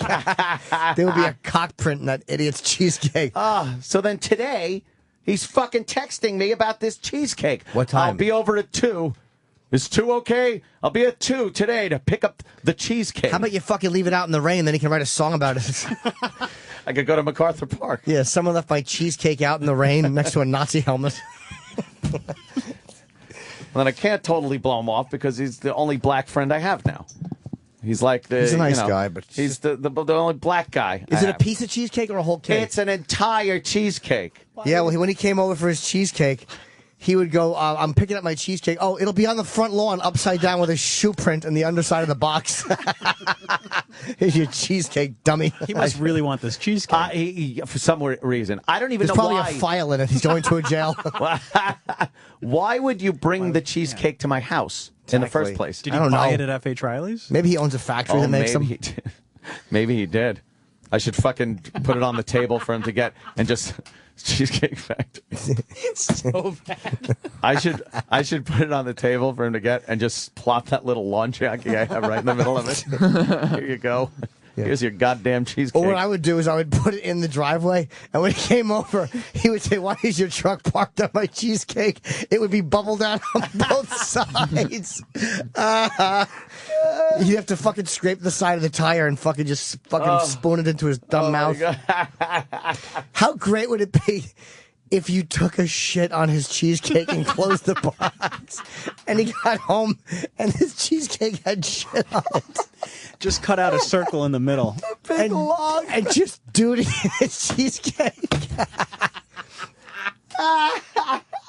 Oh, he'd be so mad with a duty on his cheesecake. He'd have to eat around it. Oh, my God. Enough about his cheesecake already. I've had to deal with this cheesecake all fucking weekend now, and it's Tuesday, and I'm still dealing with his cheesecake. Oh, that's awful. All you want to do is fucking, like, video yourself cutting hot gassers on it for, like, 2 days. Like every time you have to fart. It's melting. You just gently put your ass cheeks right against the cake. And then you send him in tape called 40 gassers on a cheesecake. And he realized he's eating the cheesecake and there's been fucking farts all over it, little boogies wiped on the cheesecake. Just cough on it. Oh, my God. Sneeze on his cheesecake a few times. 40 gassers on a cheesecake. Cough on it. I love that one. Oh, a bunch of coughs. What would be worse than eating a cheesecake that someone coughed on all weekend? Oh, my God. I'd be so mad. I wouldn't eat it. That'd be disgusting. No, you show him after. After he's eaten, a week later, you show him the tape. Oh, my God, You send the video that night while he's probably having a piece. Eating the cheesecake. Little tinkle on the cheesecake. Tinkle? Yeah, so just like a little sprinkle. Like you shake your cock on the cheesecake. And I noticed the top of the cheesecake is splitting now, too. So it's like now, because the cheesecake's been there since Saturday. Saturday night, Sunday morning. Why is it splitting? Is it like a stock? It like... It just don't work. I'm fading fast. It doesn't work. No. Are you overtired? Oh, Jimmy. Yes, I am. I think it's like it contracts or something. It gets drier. Well, it has to, otherwise it won't get paid. Sorry. It's having a cheesecake, baby. Oh, sorry. It must dry out, and then once the liquid goes away, it kind of pulls apart and cracks down the middle. Yeah. Well, 2 o'clock, this whole big story finally comes to a This conclusion. cheesecake storyline finally wraps up. Or when he got his cheesecake from my house, he would say, "Why is there what appears to be a big karate chop dent in my cheesecake?" Would you karate chop it? All I want to do is open the box and go, "Hi-ya!" and just chop into it. Oh my God. And then just close the box, lick the cheesecake off my hand and close his box. Good karate chop cheesecake. What could you put on it that would ruin it? I can think of plenty of you things. covered it with duty and boogers. Duty and farts. What happened when you- 40 gassers. Or one of your old socks, like you work out in a sock, and then when he opens his cheesecake box, it's just a sock laid over Athletic sock. or 2 of them in the shape of an X. X marks the sock. Oh, it's terrible. Oh, God. How about just use toilet paper? Oh, my God. Wipe your ass man. and put it on this cheesecake. I could do that with like chocolate. Yeah. And just leave the tissue paper with chocolate streaks on it on there and go, yeah, you figure out if it's real or not. His fucking cheesecake. I've had to stare at it every time I open that It's fridge. in the kitchen? Yeah, kitchen fridge. Oh, my God. It's so stupid. I don't Cheesecake would be hurting by the time he got it from my house. It's done cheesecake. Right, we get it. He loves that cheesecake. Yeah. But he knows that you're working. Why would he text you now? Oh, that's what we were talking about. Yeah, I don't know. People just feel compelled to do that. Oh, there he is. Hey, what? Why do you have a cheesecake? Why is there even a cheesecake that you brought over my house just to take home? Cheesecake. No? Is he answering? Am I getting an answer? No. Got it from Mary. Sam? That's not my Oh, name. Mary's cheesecake. Mary gave it to him at F.H. Riley's. Oh, well, you should have taken that fucking cheesecake home, yo. Because now there's farts and shit Now and there's jizz gonna on be it. 40 gassers on it. Sounds like a fucking a nice book. Have Stephen Baldwin and Pam Anderson both been arrested for tax evasion? Can you look that up? Wow. They got arrested? Well, I don't think Pamela Anderson was arrested. She just owes like $370,000. Maybe Stephen Baldwin was arrested. Maybe Charlie Sheen could foot the bill. How much does he owe? I'll find out. Well, Pay you know your that taxes, Charlie Sheen gave Lindsay Lohan $100,000 for that? She apparently hasn't even texted him any kind of thank you or anything. She's a fucking hateable totally cunt of a person. Totally. Why, he said that she hasn't? Yeah, I heard on the news today. She hasn't even acknowledged that he did it. She's just No a thank hateable you, no fucking nothing. cunt. Yes. Wow. Yeah. It's rare that I really actively root against someone like that as hard. Uh-huh. What a hateable bitch. Lindsay Lohan hasn't thanked me for the $100,000. Wow, well, Charlie was stupid to do that. Totally. It's like, I'm sure that you've given money to charity, but how about you give that money to fucking Sandy victims instead of some fucking spoiled brat? I bet he just wants some of that fucking earth. Yeah, that was stupid of him to do. Yeah. I saw her in that fucking movie. What is that? Bad Girls? Mean Girls. Mean Girls. Bad Girls, Mean Great Girls, Nasty Girls, Mean Girls. She looks great. She looked fucking amazing in that. That was her peak. That What year was was that? her peak. That Fucking was 2004. Yeah, 2004? How old was she there? Uh, Could be in trouble again. Ooh, look out. Don't fucking talk about fucking Michaela Maroney. 18. Oh, she was 18. All right. That's good. Is that good? Crazy religious right fucking idiots that are giving me shit about a gymnast and a joke I made about her hymen. Are they still giving you shit? Dude, and they're all, like, you click on them, all their profiles. I am, go with Jesus, conservative, Republican. Like, somebody, like, said, dude, you read these profiles? No wonder we lost. I was like, yeah, that's her from... That was Mean Girls, Lindsay Lohan era. Yeah. She's so sexy, but Look at those tits. She's a rough 26 now. She is so ridden hard and put up wet now. It's insane. She don't even look near good. No, and she's just a brat, like she's just a cunt. Yeah. She gets away with it every fucking time. How do you steal jewelry Or lie to a cop about whether you were driving and not spend time in jail. How does that fucking happen? Oh, look at her now. You don't think that looks good? She's just what? 26. She looks like shit. 6. Fat, dumb face. Yeah, she's all bloaty. She got the big fake lips. Oh, and she was. man. Are there any Liz clips? I watched a couple. Oh, she was so bad. Oh, God. She's terrible. Yeah, she was really bad in that movie. I watched it. Like, it was just a terrible movie. Right. But she was specifically bad in it. Like, they actually made it so that I didn't care about either of those two people. Oh, was he bad too, or no? He wasn't great. Who was he? Richard Burton. I don't know who played him. Richard Burton. But, I mean, it was an interesting story. Did Richard Burton actor put a horrible accent on? He had an accent, but I don't know if he naturally has one or not. But Lindsay Lohan could not keep an accent. She kept, like, floating in and out of an Elizabeth Taylor voice. Oh, no. What is Elizabeth Taylor's accent? You know, it's like pseudo-British. That Hollywood snob Madonna thing? Upsy, ritzy, titsy, bitch type shit.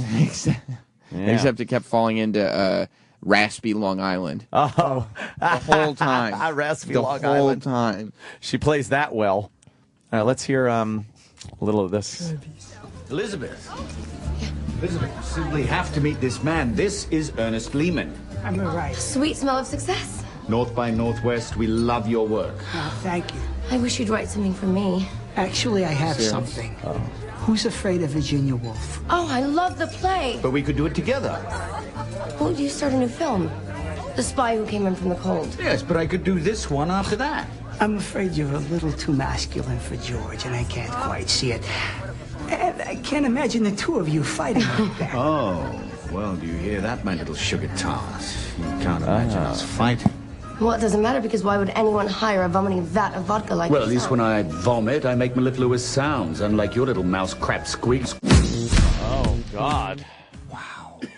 She was awful. Horrible. Terrible. It was Lindsay Lohan. I watched the whole movie. It was at no point. You never got the impression that you were watching Elizabeth Taylor? Not for 1 second. You didn't get lost in the character? Yeah. It's like, wow, I didn't even realize after a while. It's just watching Liz. I was like, oh, yeah, Lindsay Lohan is a mess. They probably told her she was brilliant. Oh, I'm sure. You might be nominated for this. I mean, this was supposed to be her big comeback. Like, we forgot she's a great actress. I'm glad it flopped because she's such a fucking snot. Well, she's not a great actress. I don't know why anybody's ever said that. Like, she was fine in Mean Girls, but she was just playing a kid. She was a kid. Yeah, she was just playing Lindsay Lohan, I think. Right. Yeah. And she's not a good enough actress to distract from the fact that she's such a public twat and a disaster. She can't transcend that. And in Mean Girls, she was reading Tina Fey's lines. Exactly. You know? There are a few actors that can transcend their personal problems. Charlie Sheen did, but he was famous before, and he had done Platoon and Wall Street. He's a great actor.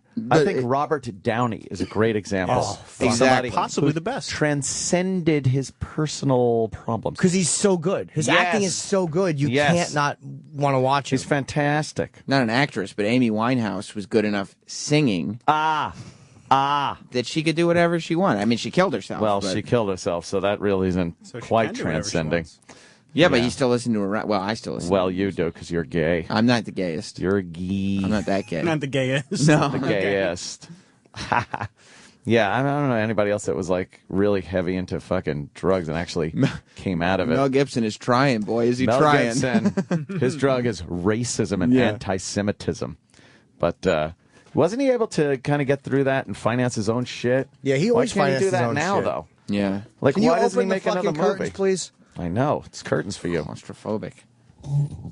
Yeah. It was Mickey Rourke did it and Rourke then slipped back out of it. He didn't have enough on top time to be considered. Mickey Rourke's a great actor. No, there you go. The Wrestler was awesome. He was great in that. Yeah, but that's fucking how many years ago? 4? Right. Already? 4 years? He hasn't done anything as good as The Wrestler since The Wrestler. John Travolta and his These are sprayed just on hair. comebacks. I'm just looking. Well, yeah. That Pulp Fiction comeback for him was huge. Yeah. Huge. Yeah, not necessarily drug comebacks or anything like that. Who else has transcended their personal dilemmas, problems? There are some other actors that have. Yeah. Sure. A lot of musicians, but I mean actors, because actors you have to. You might be able to say Drew Barrymore. She went through that wild stage. Yes, as a youngster. Celebutante stage. Celebutante. Ooh. She was the Lindsay Lohan of her day. If we had TMZ when Drew Barrymore was around, you know how much Drew Barrymore shit would be all over the place? Crazy. Right? Yeah. Yeah, she was. Yeah, she was.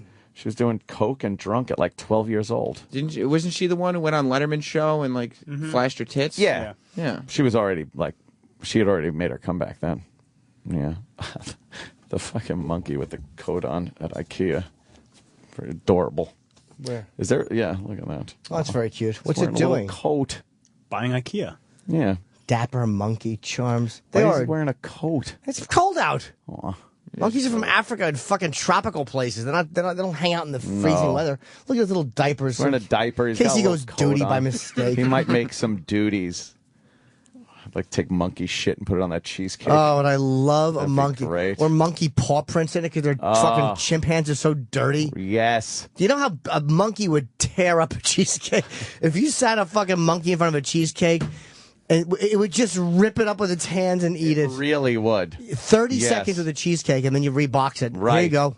It'll be destroyed. I love monkeys, but they cannot handle fine cake. No, and they're filthy.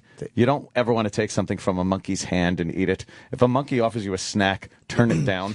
Do you know a monkey? I shared a bottle of water with a monkey. When he was sitting on my lap, he drank some. Oh, I remember that. And then he put it in my mouth, and they're usually very selfish. They don't do that. That was Mikey the chimp. And he did that for me years before, and they normally do not share. So I felt it was a great honor. That was very cute. Wasn't that cute? I liked What did it taste like? What did it taste Just like? water. It's all he cares. It's Monkey just a water? chimp, yeah. Monkey breath water? But he was very cute, and he did remember me. Mikey did? That's so weird that he remembered you. Yeah, the primate. It took a while. He had a little monkey face. Goddamn fucking monkeys. They're adorable. I wanted a monkey so bad when I was a kid. Aw. Like every kid wants a monkey. Doesn't every kid kind of want a monkey?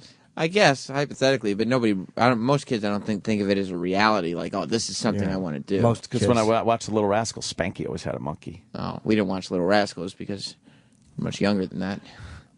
Reruns. Oh. Like I was in the 30s watching them first run. I don't know. What's a rerun? Oh, very A good. fat guy who died eventually because he had diabetes and he used to be a good dancer. We got it, Jim. We got it. I was watching Psy's Christmas performance that he filmed on Sunday. From the White The House? DC one?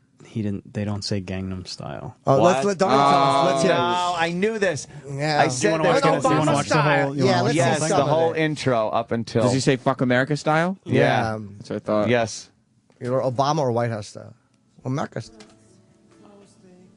You got any more volume over there? Wait. Jack Froze nipping at your nose. Jack Froze He nipping. stinks. Yuletide carols. Being somebody. South Korea rappers can be very feminine. Yeah. American rappers could He's not dress terrible. like that. No.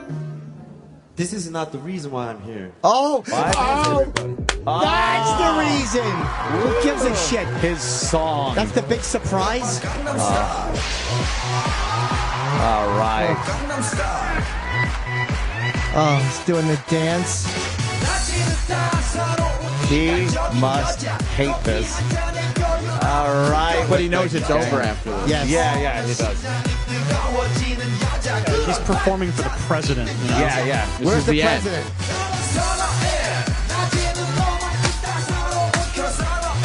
Yeah.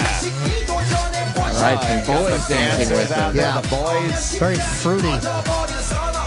Now he's he's in a Christmas red too.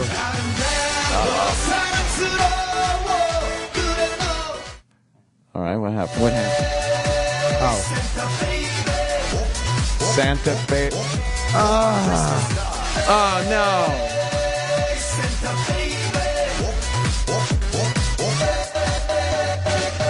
Oh my God. Christmas style? It's Christmas. Oh, no, my head it's itches. embarrassing.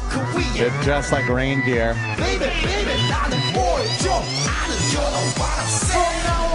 Christmas style. All right, with the dumb fucking dance. Santa baby? Oh, I just got a deuce chill. Open Christmas style. Wow. When they do a retrospective of from 2010 to 2020, everyone's gonna go, "Oh God, remember? Yeah, remember that? Remember Psy? Yeah. Oh, Hello, man. Macarena. I forgot that. Why is hold on? Why is my fucking iPhone light going low? It does it sometimes. Why? Don't you just, why? I don't know. Why don't you just click the just button click on top? the top button. And yeah, cocksucker. What an awful piece of technology. It's the ghost of Steve Jobs getting in the machine. Ghost in the machine, man. It's a conspiracy. That was terrible. Do you think like Christmas Style? No. Do you think he knows he's Christmas he Style? is Macarena and Who Let the Dogs Out and I don't know because he's bigger than them because of YouTube. YouTube, when you have 600 million hits, craziness. When almost a billion people have seen you, you've bought some longevity. Because there's just too many people for you to go away immediately. Yeah, but nobody's going to want to hear another song from him. I would love to. What will the follow-up to Gangnam Style? It'll be something. There's other Psy songs, right? There are, yeah. He's tried it. Yeah, they sound just like. Since then? Yeah, he's Gangnam had songs come out since then. Oh, pretty girl. yeah, sexy fellas for the guys. Oh, he came out with Christmas Style and Mashup Style. I just sometimes go around my house and say that. I go around the house sometimes and go, morning mashup style, just for no reason. Well, it's catchy. Yeah. It's in your head. I talk to myself a lot at home. The wrong number of syllables. Yeah. Yeah, that doesn't work. Opie style. No. Yeah. No. Owende style doesn't work. No. Too bad, too, because we could have gotten on this trend just as it's getting Jimmy hot. Norton style Jimmy works. Norton style works. I wanna Even get him Sam to- Roberts style, that Nah, works. it doesn't. That works pretty well. Eric Nagel Style. Yes. Eric Nagel style, that works perfectly. Tank Hankra style. The virus style. No. Oh, on Ellen. How many times has he performed I'm this? just curious to see if he does. Let's see. Like Ellen style? Yeah. What by Ellen? Oh, no, Ellen style. I don't know if he does or not. I don't either. Uh-oh. Almost 6 million views. It's got like 800 million on Ellen's it. video. Oh, they're all dancing in the crowd, the fat yentas.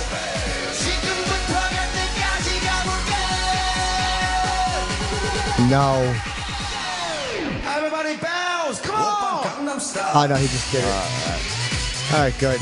I thought he was going to do it Ellen style. That's what I thought. And then they all put their hands up in front of their face like they're parting something and they flick their tongue out. They start scissoring on the floor. Putting on fake penises. Whoop, whoop, whoop, whoop. He doesn't even sing half the song. No, he doesn't. Why would he? Let the record play. You think this is played in clubs? Yeah. Still? Yeah, Troy says it's still like, Really? There's nothing that sounds more dated than like a 2 or 3 year old club song. Like, I remember when I went to Brazil, what was the big club songs in like 2003 and 4? Because they were playing them in the club we went into. Sam? Comment? in a club. Wait, it was this is for my people. My people. Oh, who the fuck is that? It was a good club song. I mean, but it's so fucking. Missy Elliott? Yeah, play that a little bit. But this was what was playing in Brazil. I may have been in 2004. Club heads, Do you remember this?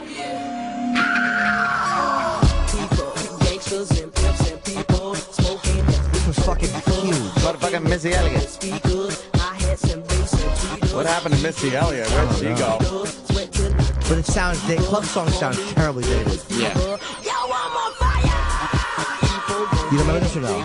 Not really. How about find KY's Stomp? Did we play that recently? We talked about it. What? No? Doesn't ring a bell. I remember I went and saw this guy. This was a huge song when I was just getting sober, I think. KY's. And the song was called Stomp. KY's. But I remember I went and saw him live at a club. Yeah. I didn't think I was doing stand-up yet. I might have been. Sam, you want to pop that up? KY's. Yeah. Oh, this sounds old. Oh, God, yeah. Oh, this is so old school. That's okay. What? I remember some girls were trying to jump in the limo with him. I saw some hammer pants. This is so. What year was this song? I'm guessing. Is it 91 or 92? Damn. Sorry, it stopped. I can't even listen to it. It's terrible. But I mean, crazy. Stomp, whatever it was. They look too goofy to even be threatening. Like they weren't gangster rappers or nothing. What? He's here. Oh. Oh. Well, I text you about No, I know, but I said now, and you said then. Yeah, I said 3 minutes before he does the next He's interview. he's Oh. here. He's here. Can I go now? Yeah, we go now. That's why I didn't say Get it. a picture. I just said that. Jimmy's going to get a picture. Get a picture, Jimmy. Well, I got to get Jimmy's plugs. See if he comes back. Famous picture style. Jimmy loves Jimmy Norton celebrity pictures. Jimmy loves celebrity pictures. That was so funny and childlike today when he said, imagine if for the 12-12-12 thing they charged $1 million to take a picture with everybody. First of all, any fantasy scenario that includes $1 million is a juvenile fantasy.